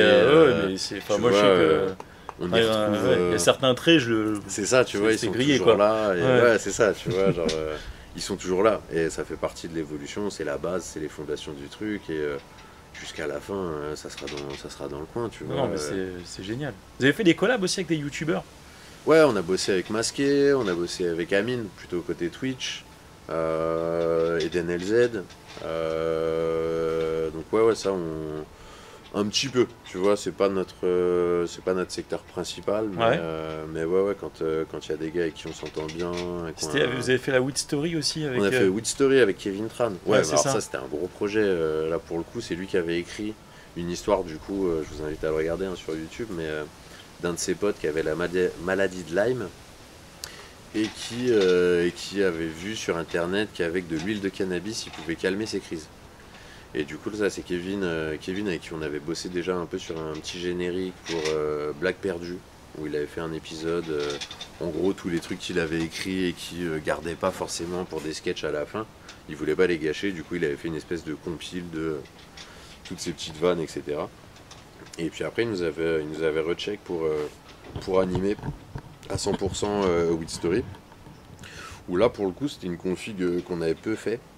C'est-à-dire que c'est lui qui réalise à 100%. Normalement, nous, on réalise, voire on écrit un peu les clips, etc. C'est souvent nos idées. Et là, c'était 100% son idée. Il est arrivé avec son storyboard, etc. Et du coup, de faire fitter ça, nous, notre taf, c'était vraiment de faire fitter, de traduire son idée et ses envies visuelles en animation. Donc, on est un peu genre réal anime sur le truc, mais c'est lui le réalisateur de cette mini-série de 3 épisodes. Je crois que ça fait 15-20 minutes, les 3 cumulés. Et ça, ouais, c'était vraiment stylé. Et ça nous emmène là-dedans, tu vois. Et moi, j'adore ça, tu vois. Découvrir l'histoire de son pote. Oui, surtout que du coup, aller regarder, vraiment, aller regarder, c'est vraiment top. Ouais, c'est très très stylé. L'histoire est vraiment, vraiment intéressante. Puis la façon dont vous avez du coup dessiné tout ça, animé tout ça, ça met vraiment en valeur le sujet, je trouve. Ouais, de fou. Mais je pense de toute façon, ouais, c'est un sujet qui est quand même assez sensible parce que son pote il vivait des trucs super rudes, tu vois, à faire des crises en plein milieu d'un cours, enfin tu vois, genre il a mis 2 fois le temps du cursus à finir ses études, enfin tu vois, sa vie elle est dure, tu vois, et en vrai le fond des épisodes c'est assez dur, tu vois. Effectivement, je pense que le cartoon ça allège un peu, tu vois, le truc et ça te permet de bien rentrer dans l'histoire et ouais, ça franchement c'était cool à faire. Et puis moi j'adore la narration, tu vois, vraiment d'utiliser les dessins pour amener à raconter cette histoire qui est un peu dure, tu vois, si tu la filmes c'est chaud, tu vois. Ouais, ça c'est plus du tout le même. Tu vois, tu te montres un truc hyper dramatique et tout, alors qu'il voulait avoir un côté un poil léger, entre guillemets, même si l'histoire est assez sérieuse dans le truc, mais ouais, ça te permet vraiment de... Moi, c'est ce que j'aime dans le côté dessin, tu vois, mais qu'on avait déjà sur tout ce qui est fresque. Tu veux faire un vaisseau spatial qui va sur la Lune avec 4 aliens bizarres qui font 6 mètres par 5, tu peux le faire parce que tu le dessines. S'il faut que je shoote, tu vois, il faut de la post-prod, il faut du machin. Et moi, j'avoue que le côté libre de je dessine... Ouais, la créa, envie qu'on dessine un truc gigantesque, un truc tout petit, un truc... Enfin, on se promène et la seule limite c'est notre imagination, tu vois. Ouais. Surtout aujourd'hui avec tous les outils qu'on a, tu vois, technologiques, ordi, machin et tout. tu peux faire ce que tu veux quand tu veux, tu vois. Sur le TN de Booba, vous pouvez trouver des leaks. Normalement, il est que en NFT, mais sombre époque. Mais il y a des leaks sur Internet. Du coup, le clip TN qu'on a fait pour Booba, on voulait un bateau pirate qui arrive dans un orage, dans le ciel. Ah, tu peux le faire. Tu vois, il n'y a pas de frontière de ah oui, mais en post-prod, il va falloir machin et tout. On fout un bateau dans les nuages, on met des éclairs et on est content, tu vois. Et moi, c'est ce que je kiffe vraiment sur le côté dessin, tu vois. Cette liberté totale. Le seul frein, c'est ton imagination et le temps, à la limite, tu vois. Donc, ouais, non, écoute, aujourd'hui, que ce soit rap, youtubeur, tout, franchement, on collab avec des gens à chaque fois, très bon délire, on kiffe. Aujourd'hui, on nous fait confiance pour de vrai, de faire notre créa, etc. Je vais pas te mentir, à part être multimillionnaire, je pouvais pas rêver mieux. Ouais. Tu vois, et une fois de plus, on va pas se plaindre, on vit bien, tu vois. Mais voilà, vraiment le parcours, je me remets quand j'avais 16-17 piges, tu vois, de se dire, ah, ça peut exister. Et aujourd'hui où on en est, c'est que du bonheur, tu vois. On a fait en sorte aussi, tu vois, on est fatigué, on a fait les choix des moments qui nous ont conduit, ouais, tu vois, à être un peu moins riche, mais notre quotidien il est incroyable, tu vois, et je sais que moi en tout cas, comme tu dis, tu vois, ça a toujours été un target pour moi. J'aime trop ma liberté, j'aime pas les contraintes stupides, j'aime pas les petits chefs, tu vois, qui prennent des décisions de merde et ça impacte ta vie. Je préfère prendre mes choix et on a fait des choix des fois qui font que on n'a pas choisi l'argent, mais on a choisi la créa à certains moments. Et ça, en étant indé, on pouvait le faire, tu vois, et on a pris nos risques. Et aujourd'hui, écoute, ça se passe bien et on continue de construire et on a toujours des objectifs et des rêves plein la tête et ça se construit et c'est sur la bonne voie. Tu vois, c'est top. Ouais, franchement. C'est top. Non, mais ce qui est super surtout, c'est que vraiment, je vous encourage tous à aller voir. C'est quoi? C'est plus Insta pour toi? On peut vraiment découvrir Insta, sur YouTube. Insta, Biscuit Studio. Non, sur YouTube, on n'a pas grand chose. Il y a les séries SCU quand même. Ouais, il y a SCU, ça c'est sur la crème TV. D'accord. Sur YouTube. Okay. Et après, il y a notre Insta, Biscuit Studio, où on poste plus ou moins régulièrement. On n'est pas des grands boss des réseaux sociaux, j'avoue. Mais on poste un peu. On essaye de faire vivre un peu. En tout cas, on peut clairement voir le travail. Il y a notre site aussi, biscuitstudio.com. Où là d'ailleurs on raconte un peu plus notre vie sur les projets, on essaye de rendre le truc un peu intime, tu vois, sur le site où on écrit notre démarche, on raconte un peu tout ça. Mais ouais, carrément, venez voir, et puis pour ceux qui ont envie, on essaye au maximum, mais ceux qui ont envie d'échanger autour de la créa et tout, on essaye de répondre à tous les DM, on essaye vraiment d'échanger, étudiants, pas étudiants, etc. Les gens qui font de la créa. Comme je te dis, nous, c'est ce qu'on a vécu, tu vois, autour des terrains vagues et des machins, d'échanger avec des gens. Moi, j'essaye au max de prendre le temps quand t'as un étudiant, un petit jeune qui commence et tout, qui a envie d'échanger. Échangeons, parce que je trouve que la création se fait à plusieurs et pas juste perdu tout seul dans sa chambre ou devant son PC. C'est dans l'échange, tu vois, qu'on nourrit sa créa. Donc, n'hésitez pas à venir nous check et quand vraiment on fait au maximum avec le temps qu'on a d'échanger avec les gens et tout ça. Est-ce que tu aurais un mot de fin, on va dire, un conseil à prodiguer à ceux qui voudraient, je sais pas, se dire bah tiens, moi je dessine, j'aimerais en faire quelque chose. Est-ce que tu aurais un... Faites-le. Ouais. Dans le sens où faut faire. Publier des dessins, les faire, finir des dessins, pas garder des books avec plein de trucs pas finis parce que tu te sens pas légitime à le faire et tout. Faut faire des trucs. Un artiste que t'aimes bien, tu veux faire une cover, tu lui envoies un DM, salut, j'ai fait ça. Faire les choses. Vraiment, je pense qu'on a passé trop de temps, tu sais, à faire des plans sur la comète et en fait tu les fais jamais. Et tu vois, c'est ce qui se passait sur les terrains. On prenait des peintures et on y allait et on faisait. Et celle-là, elle était un peu pourrie, et puis celle-là, elle défonçait, et puis etc. Mais on a fait, tu vois. Et je pense que la grosse différence, mais même, tu vois, tout ce qui est créa, musique, tout ce que tu veux, fais-le. Te pose pas la question. Il n'y a pas besoin d'un matos de ouf. un crayon, une feuille, un Photoshop sur un PC tout pourri. Il n'y a pas besoin d'avoir 15 000 balles de matos et une caméra de ouf pour faire des trucs. Tu vois, faut juste avoir envie de le faire, tenter de le faire, trouver des solutions. Et ouais, je pense que nous, on a mis trop de temps à se sentir légitime, tu vois, de faire les trucs. Et en fait, faut juste produire et aller au bout de son idée. Et vraiment, ça, moi, ouais. Si je pouvais me conseiller, moi, quand j'étais plus petit, plus sur la période de battement, tu vois, après début de taf en agence, etc., de vas-y, assume, c'est bon, t'as le droit, tu vois, t'as le droit de le faire et il n'y a personne qui peut t'empêcher de le faire. Et voilà, ouais, faire. Croire en soi et publier des trucs et se manger de temps en temps un petit commentaire négatif, c'est pas la fin du monde. Ouais, il faut faire, ouais, produire des trucs, finir ses dessins, pas laisser, tu vois, 500 croquis pas finis, mais lundi je les terminerai. Non, finis-le, tu vois, fais-le pour de vrai. Et à la fin, sur le chemin, tu vois, nous, il y a des trucs qu'on a fait qui étaient sur le moment, tu vois pas trop de sens, machin, et qui aujourd'hui sont des trucs qu'on kiffe de fou, tu vois. Et en fait, sur des toutes petites animes ou des machins où on a tenté quelque chose qu'on n'avait jamais tenté, qui en fait ont défini plein de choses pour des plus gros trucs qu'on a fait après. Et en fait, tu te rends compte que ce petit truc-là, bah, c'était un des petits cailloux qui va finir par construire une brique et à la fin, ça fait une maison, tu vois. C'est un peu chelou ma métaphore, mais non, mais c'est exactement ça. C'est ça, tu vois, et qui en fait, t'as des trucs quand tu commences, t'as l'impression que c'est ultra anecdotique. Et en fait, ça va définir vachement de choses, ça va t'emmener à faire vachement de choses. Et je pense, tu vois, moi, l'apport aussi du crew, tu vois, il y a eu plein de fois où j'avais la flemme de venir. Tu vois, tu te lèves à midi, t'as la flemme, t'as un PC, t'as des jeux vidéo, machin. Et je me souviens de plein de fois où les gars, du coup, ils me disaient, mais si, vas-y, viens, allez, tu vois, qui me poussaient un peu au cul. Et finalement, je venais et je passais la meilleure après-midi de ma vie, tu vois. Et je pense, ouais, il faut toujours, en tout cas, essayer de se faire un peu violence et prendre les risques et faire. Vraiment faire tout le temps. T'as une idée, pose-la sur le papier. T'as envie de faire un truc qui bouge. Voilà, un petit PC à 600 balles, ça va galérer un peu, ça va cramper, les exports vont être longs, mais tu l'auras fait, t'auras testé. Et en plus, en testant, tu peux voir ce que tu as bien fait, ce que tu as aimé, ce que tu n'as pas aimé, ce que tu as envie de continuer, etc.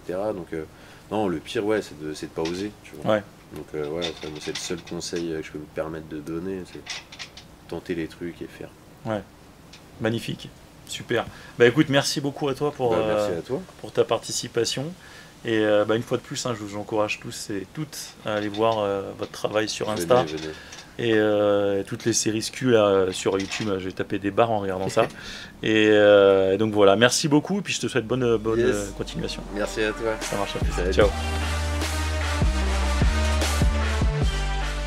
Pour la petite anecdote, moi je me suis fait élire, je sais pas comment, mais délégué de ma classe, genre en 4e, je crois, un truc comme ça. Et sur la base du volontariat, tu pouvais rentrer dans le conseil municipal des jeunes.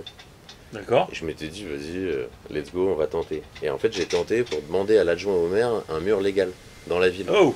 Et tu vois, ça devait être 2001, un truc comme ça. Je me suis fait recaler d'une manière assez sauvage. Mais t'as testé quand même. Mais j'ai testé, tu vois, on essayait de vendre un mur de libre expression. Ouais. Tu vois, oui, t'as pas forcément parlé de graffiti à proprement parler, quoi. Non, après il m'a demandé est-ce que ça allait réduire le nombre de tags. J'avoue, je crois que j'ai été un peu trop honnête, je lui ai dit franchement non. Les gens continueront à niquer des murs, mais t'avais pas encore la... J'avais pas le niveau politique, c'est pour ça, aller... Aujourd'hui, je dirais, bien sûr, évidemment, machin et tout. Au-delà de ça, ça canalise. Mais je crois que je lui avais dit un truc genre non, mais au moins ça sera mieux fait parce qu'ils auront eu le temps de s'entraîner. Ouais. Tu vois, une connerie comme ça, j'ai été un peu trop honnête, j'étais un peu trop jeune.